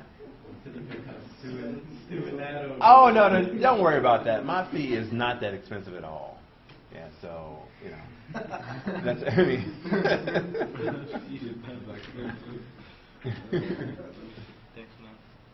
So first you put it in what they give you, and then you change it into that.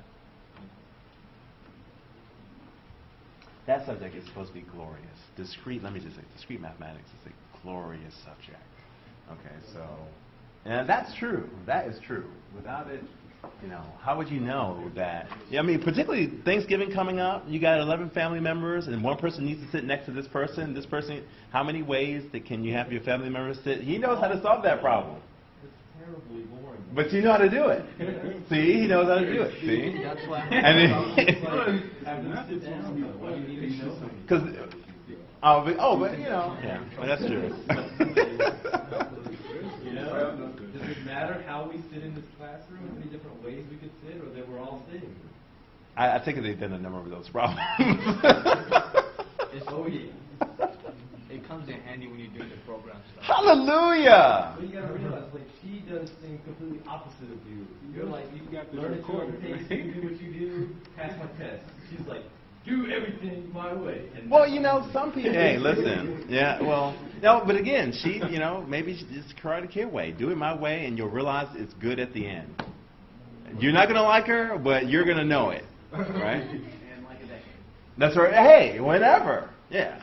I want you to come to one of our classes.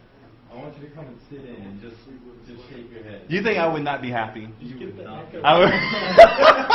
I want to record one class with echo and just post it online. Right. You think I would storm out and just be You upset? would see your mentor in a whole new light. Yes, I'm sure that I would. I'm sure that I would. Are we ready, sir? Yeah. Okay. Let's rock through this. Okay. So.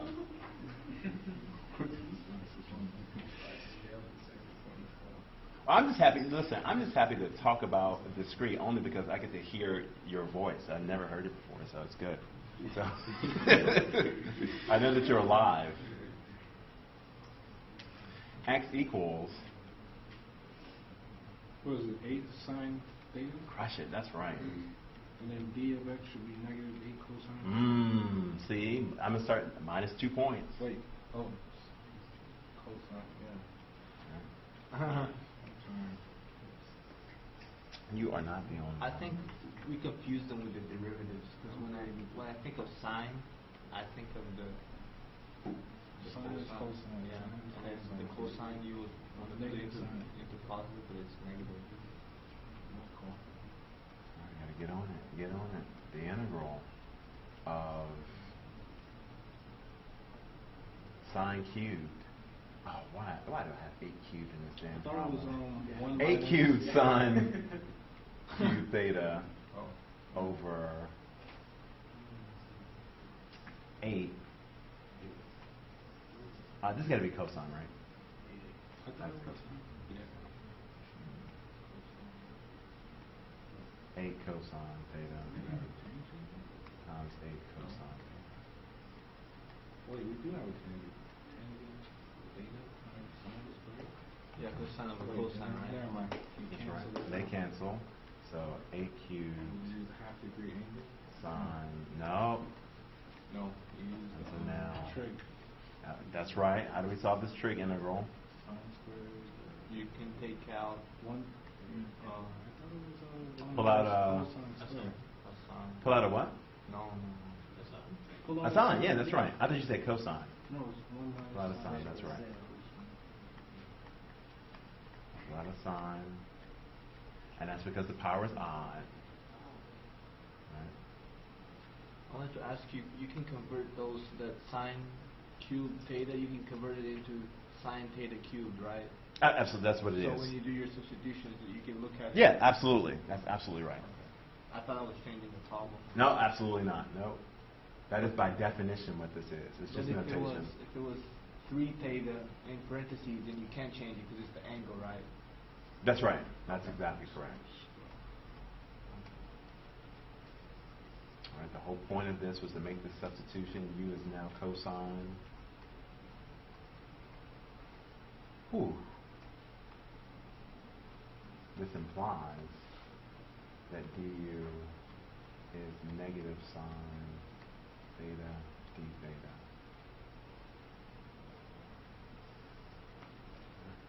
I'm going to stop there for just a moment. Questions up until this point about any of these steps? So we have theta minus.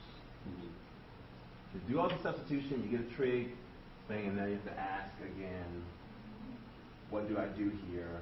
Power of sine is odd, pull out a sine, change everything else to cosines. The reason why we do that is now we can substitute. U is sine, du. U is cosine, du is negative sine. Theta minus 1/3. Right, so Teacher, why you taking the 8 to the 3 outside derivative? oh, because it's just in the way. But if I'm multiplying by it, I can pull it out. Okay. If I'm multiplying by a to the third, then let's just deal with it later.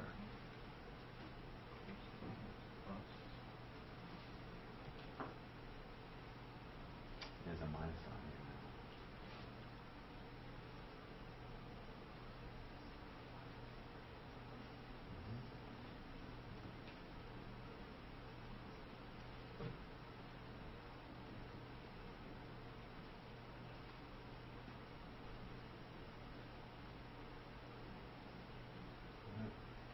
And then we'll remark that u was cosine, and so minus 8 to the third times the cosine of theta minus 1/3 times the cosine of theta to the third power.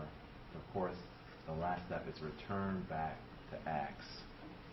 Okay, so what is the relationship between theta and x? Right, x is equal to 8 sine theta. You can immediately surmise what cosine is simply by using that sine squared plus cosine squared is 1, or you can just draw the triangle. I prefer to have it solid.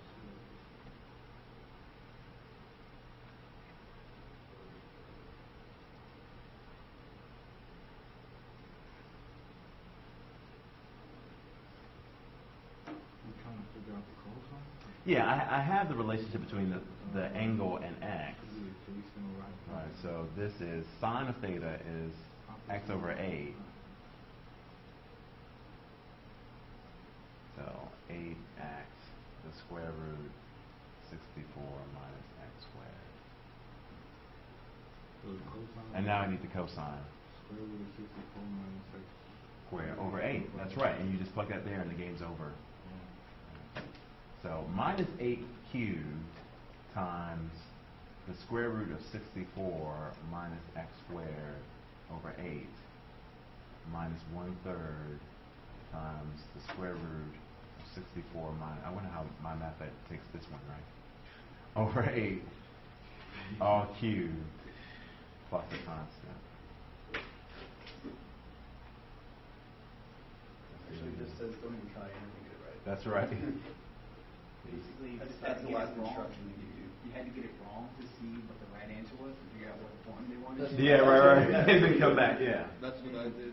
Well, so explain to me, how is it that I can make it clear during the beginning of the class that you are not supposed to beat your head that hard with my math lab. It was not my intention. My intention was that you get a little bit of practice, but that you don't spend all this time trying to rectify. Right, yeah. Yeah, but I thought I made that clear on the first day. I definitely did not want you to just do everything you could to get exactly what they had. But it helps you, I'm sure. But yeah. It feels like I'm not stressing about it. It's just Okay, one annoying. my math lab wrong. Yeah. Right, okay. Yeah. So that you haven't My math lab. you haven't been done against my math lab. Okay, that's fine. It gives you that big red X after you did all that work. Yeah, I can imagine that. Right. Glad you could send an exercise and still get credit. Yeah. No. Yeah. Of course. All right. 0 to 10. You want hardness, or I'll give it a 1. I don't think it's difficult. I just think there's a lot of ways you can go Yeah. about it. At least it should take Lose about minus sign, you 5 know. minutes. If I just looked at it, I would have probably started out doing the use substitution straight away if I didn't know the steps. Yeah. Yeah, just follow the steps in the PDF. Yeah. Yeah, I agree with that. All right. I'll do one of these. Just choose a secant. Which one? The secant is the middle one. Right? Yeah, that's right. Let's do it. What is it? ln secant theta plus. The secant is negative and the tangent is positive, I believe. Secant is minus. I thought it was. Wait, I don't know. The way I remember it is it switched around. The signs, the x squared doesn't apply the sign. Well, this is a little different. But Right? yeah. So that means that secant theta is x over 8. And so to just end it, let's end it. Wait, we're doing it different than we're doing? I just put the triangle now. This is a shortcut. This is not a shortcut. But we know we're going to have to need it. So hypotenuse over adjacent. Yeah, it's octopus. Yeah. Cosine. It's 1 over the cosine, right? Yeah. It's 1 over the cosine. That's right.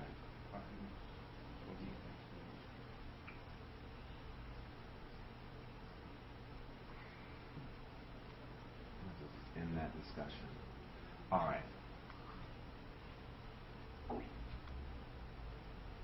Dx 8 secant theta tangent theta. Now, I guess I should say this. I mean, this goes without saying. I mean, at this point, everyone should have this down. There's no more waffling on what the derivative of secant is. X squared minus 64 is 64 secant squared theta minus 64.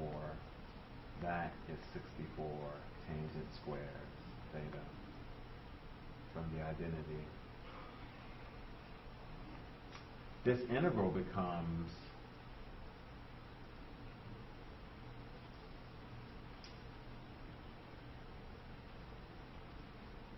the integral of x squared. X squared is 64 secant squared. We'll keep it in for just a moment. 64 secant squared over 8 tangent theta times secant theta tangent theta. And I'm going to change this number to 3.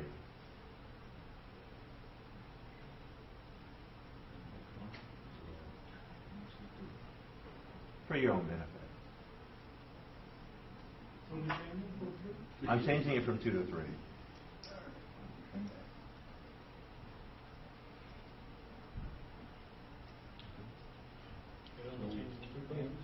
Say it again? Yeah, that only changes in 2 places. Yeah. Wait, so we're going to use a half degree angle? This one? Oh, then yeah, that becomes, thank you, sir. That becomes 8 to the 3rd again, which apparently is my favorite number today.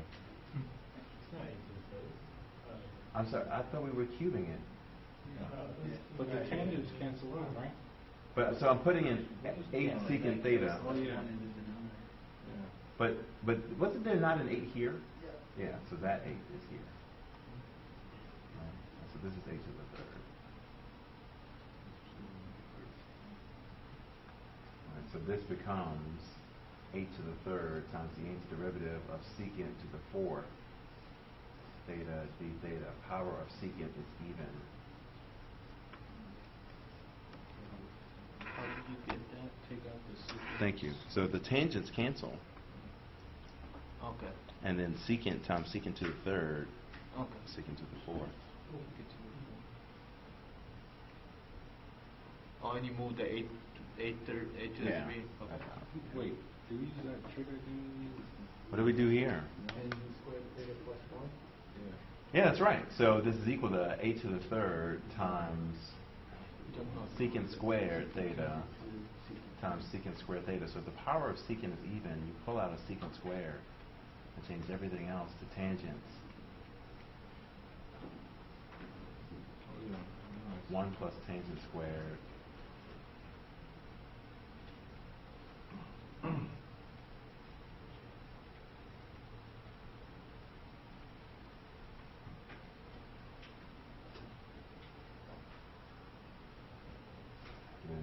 this is over. U is equal to secant. Ooh, sleep desperately. I need it. U is equal to tangent theta du secant squared. This sets up completely correctly. This is equal to 8q times the integral 1 plus u squared du. I should almost just say finish it. And you don't touch that, right? Don't touch what?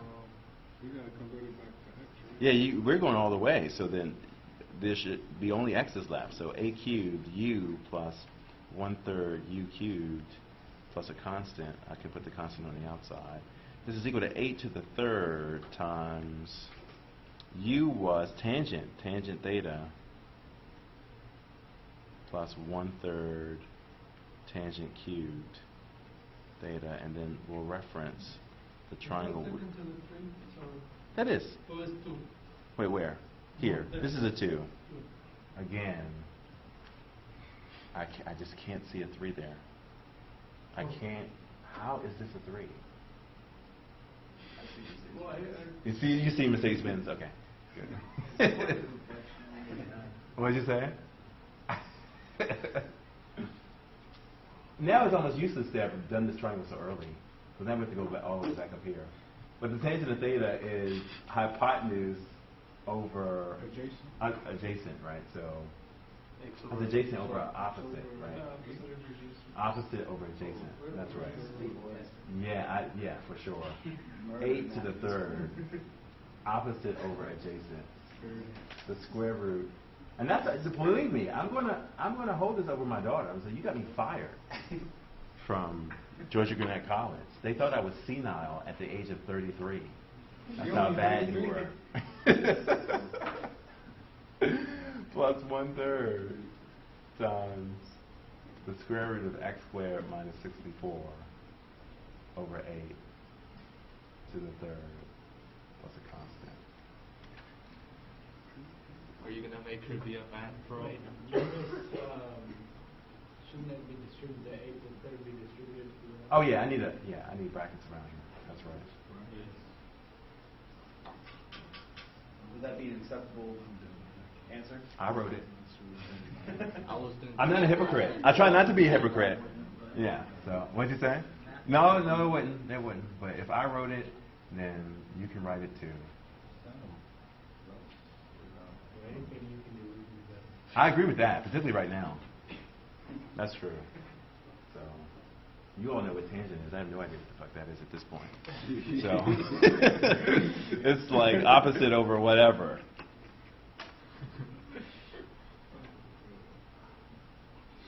Questions about this? Should we roll through the next one, or should I leave it to you?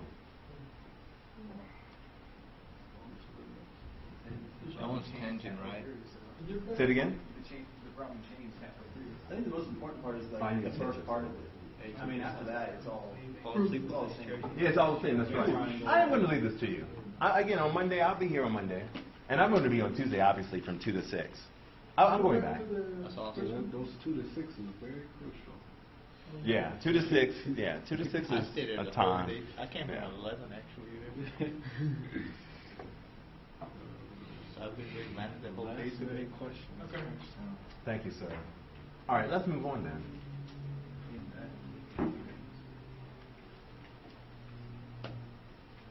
Some partial fractions. All right, so we're talking about, here's a difficult question, okay, so 17.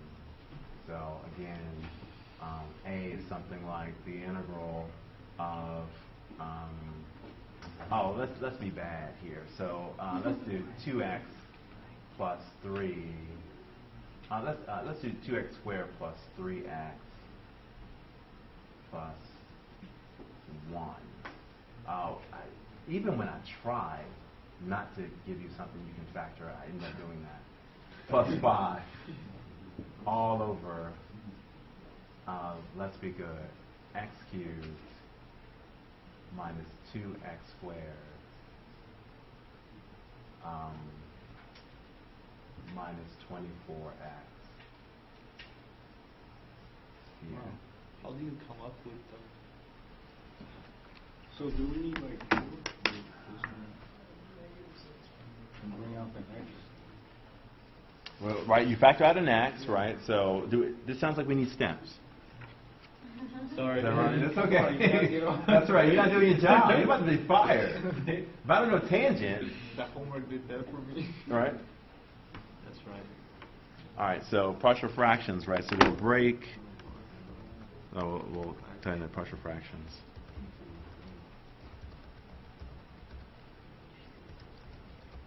We'll break the denominator into linear factors. And when you're doing these harder ones, I mean, you should see like the obscene, partial fractions that you get at Georgia Tech. It's just like so useless.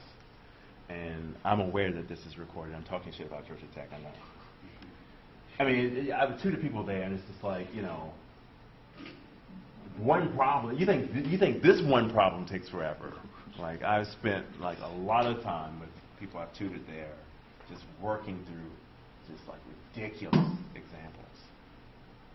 Our problems are going to be linear. I mean, if you run into ones in which they're quadratic factors, we know what to do there. Then instead of having a over x plus 5, it's ax plus b over x squared minus 2x plus 12. Okay, so no, I'm not doing anything more than linear factors because there just isn't enough time, right? So, so you break the denominator into linear factors, and then we will multiply both sides. Cross multiply. By the denominator, right? Yeah, by the denominator, right? Both sides by the denominator. So it's pretty much like getting a common factor. That's right. And then pick values of x that simplify the problem. And then that's it, right? So I guess before that, there's a step that says that the step is, the first thing you should do, of course, is write the decomposition. Which is the A over... Right, you have to say that there's an A, B, or C such that. You have to do that first, and then once you have that written, then you do all those Not other always. things. Sometimes No, it's I'm two. saying for this problem it's only 2, right? Oh. This is a It 3. should be 3. There's a 3 here. But if the x's cancel out, then it might be a 2, right? Yeah, but the x's are not canceling out here. Yeah, but for sure there's an A, a B, and a C. So that this is equal to A over x plus B over x minus 6 plus C over x plus 4. That's what I was just gonna ask. Yes, sir. So it's good to do it that way. Take an x outside and then... And then you factor. Yeah. So Yeah. that's a is x, b is x minus 6, and then c is x plus... C over. A Yeah. over, yeah, Yeah. absolutely right. Absolutely right. We wanted to know. I remember you talked something about the powers, if they're even, or if one's bigger than the other one. Was it for these kinds of problems, or was it for something else? If the powers are the same, if you have the ratio of 2 polynomials, then I'm probably not going to ask one of these. But the ratio of 2 polynomials, Let's see. But if you have the ratio of two polynomials and the power of the denominator, the degree of the denominator is higher, it's partial fractions. If not, Oh, that's right. you divide. You divide. Oh, yeah. You divide. Okay, but I don't think I'm gonna ask you to divide. So it's pretty much just simplifying it, right? When you're dividing them? Or? That's right. Yeah, you're getting it into a form that makes it easier. Okay. That's the calculus 1. Right. Yeah, that's right. Right. I'll take any questions about the steps. Anything I should add to make it clearer or anything like that?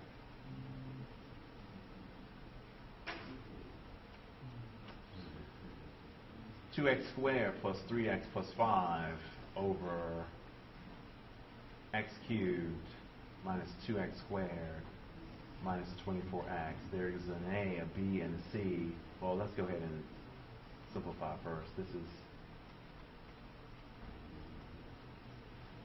x times x minus 6 times x plus 4. You can verify that.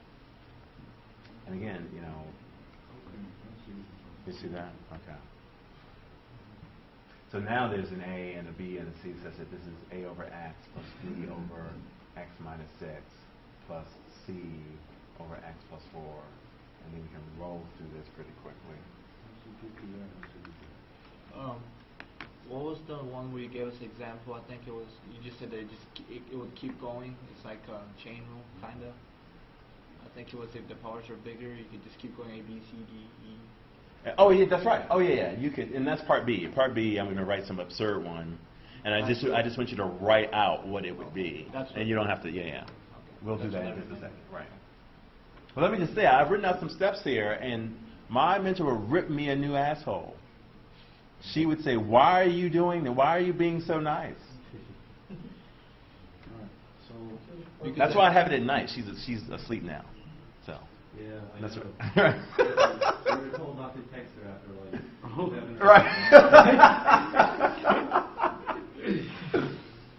Well, integrate. I'm sorry. We need to find A, B, and C. We're not integrating yet. Integrate's the last thing. We're multiplying by the denominators. 2x squared plus 3x plus 5, and everything's set up for you at this point. Okay. A times x minus 6 times x plus 4 plus b times bx, right? bx times x plus 4, right? And then plus cx times x minus 6, right? And then it's pretty obvious what to pick. We'll get some columns going here after we extend the page. Bam! And so this is true for every x on the real line, so certainly it's true when x is 6. And when x is 6, we're talking about 72 plus 18 is a cool 90 plus 5, 95. So 95 is equal to, when x is 6, the only thing that remains is this. Is that 60? Wait, what are you doing? That's the part where I get kind of lost. So when x is 6, you go here and put 6 everywhere there's an x. Oh, okay. Does that not work in the other side? Say it again? Does it work in the other side? Yeah. Yeah, when you plug in 6, nothing. Yeah, 6, nothing. That's right. Oh, okay. I see what you're 6 doing. plus 4 is 10 times 6 is 60. Okay, I see what you're doing. Continue. I can still halfway do arithmetic in my state. 19 over 12.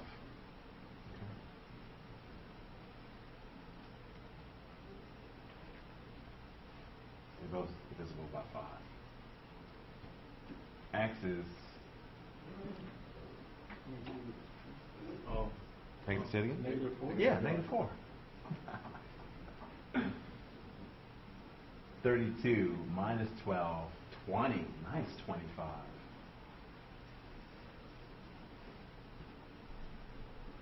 Equals minus 4, nothing, nothing. Minus 4 minus 10 times minus 4, positive 40. 40, C. C is 25 over 40. And then the next one will be x equals 0, right? Yeah. Okay, we're good to go. So basically, you just use the denominator from previous ones and just say, all right, x minus x equals 0, and x equals 6. see what I'm talking about? I think that what you said is right. Yeah. Yeah. So A is then minus 24. Whew. 5 over minus 24. That's why I was like, why do you put this in? Okay. You just plug all that in.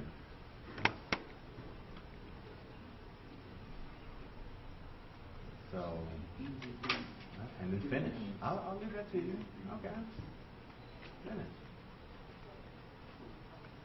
19 over 12 times the natural log of x plus 5, minus 5 over 24, the natural log of x, plus 19 over 12, the natural log of x minus 6, plus 5 over 8, the natural log of x plus 4. So you use the natural log to represent, like, next grade, Yes. right? Yeah. Unless they repeat. Okay. If they repeat, you do something else. You're welcome. Alright, so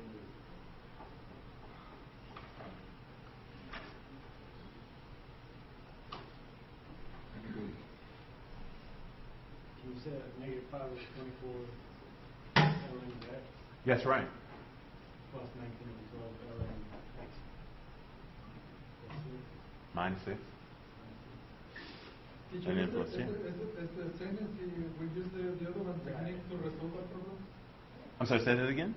It's fine to use a different technique to resolve. Oh, sure. You can get 3 equations and 3 unknowns, or you can, yeah. Good luck with that. Yeah, I have no problem with it. I'm flexible.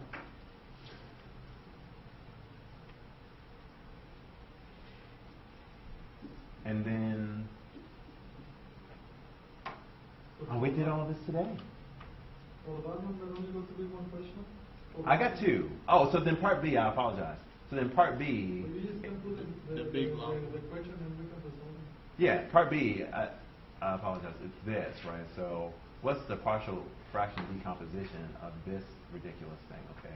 So it's, we can just have a 1 here, because it's not about the numerator, right? So x to the third times x minus 4 to the second times x plus 6 times x squared plus 3x plus 111. 1, 2, 3, 4. So A, B, C, D. No, because when you do the last one, it will be 2. So So there's an A. A plus B B. plus CX plus D something. That's what I said. I was like, the x repeats though, right? So That's right, it does repeat. There's an A, a B, a C, G, E, and N. an F, a G, and an H. You said in factoring x squared plus 8. I can factor it. And so now that requires 2 things, right? There's an A, a B, and a C simply from the first term. Right, so we can go ahead and arrow it up. Bam. it's going to take 10 minutes. Bam. Imagine you have to actually go to the natural log and all the way back to it. So A over X plus B over X squared plus C over X cubed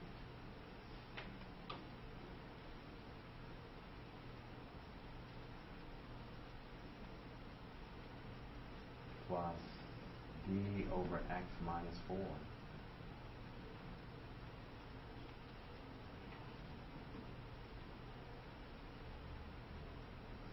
plus E over X minus 4. Oof. It's doing the opposite of what I want to do. I think this is my body saying that I just need to sit down. It's just sabotaging me. X plus 6. I got to leave that problem blank. I can't. Oh, okay. You did great. And then finally, plus, what is it? GX plus 8. Gx plus 8. So that if you cannot factor it, then you need to put, again, the polynomial of 1 lesser degree above it. So that's a quadratic, so you need a linear. And if it was x cubed, then it would be gx squared plus hx plus I. How do you know that it's gx plus h? Where do you get that from? So this has to be 1 degree less than the thing you couldn't factor. Oh, okay. And so it's linear, yeah. So if it was after g, it would have been h, That's not x. going to work, right? I forgot my... Wait, go ahead, bring it. Fail. What? So usually, so you weren't even paying attention. Usually I can count on you for that. Oh, I'm leaving you know. Your failure rate is far exceeding what I'm willing to say. What'd you say? Your failure rate is exceeding. That's right. So you're running the fails for me. I'll take questions about this. Right. So at this point, I'm just trying to make sure that you understand what the theorem says. Okay. Do you get gx plus h on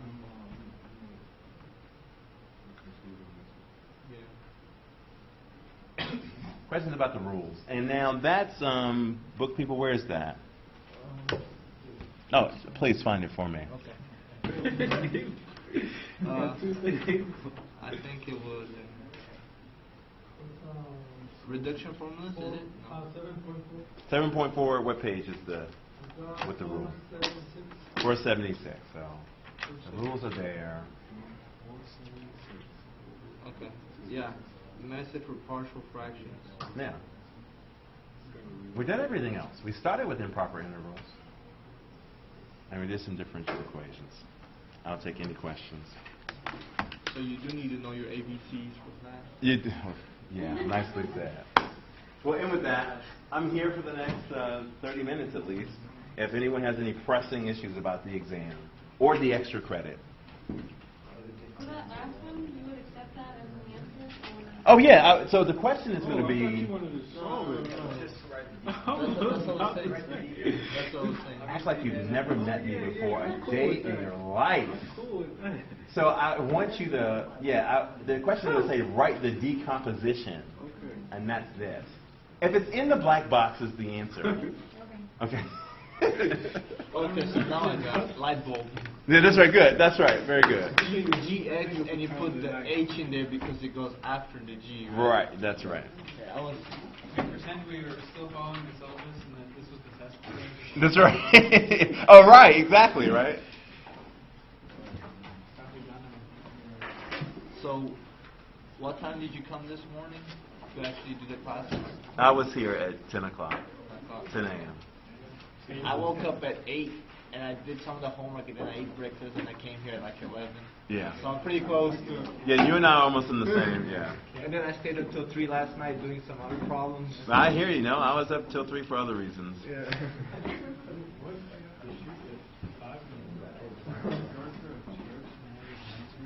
Because I've had math teachers before that actually asked me why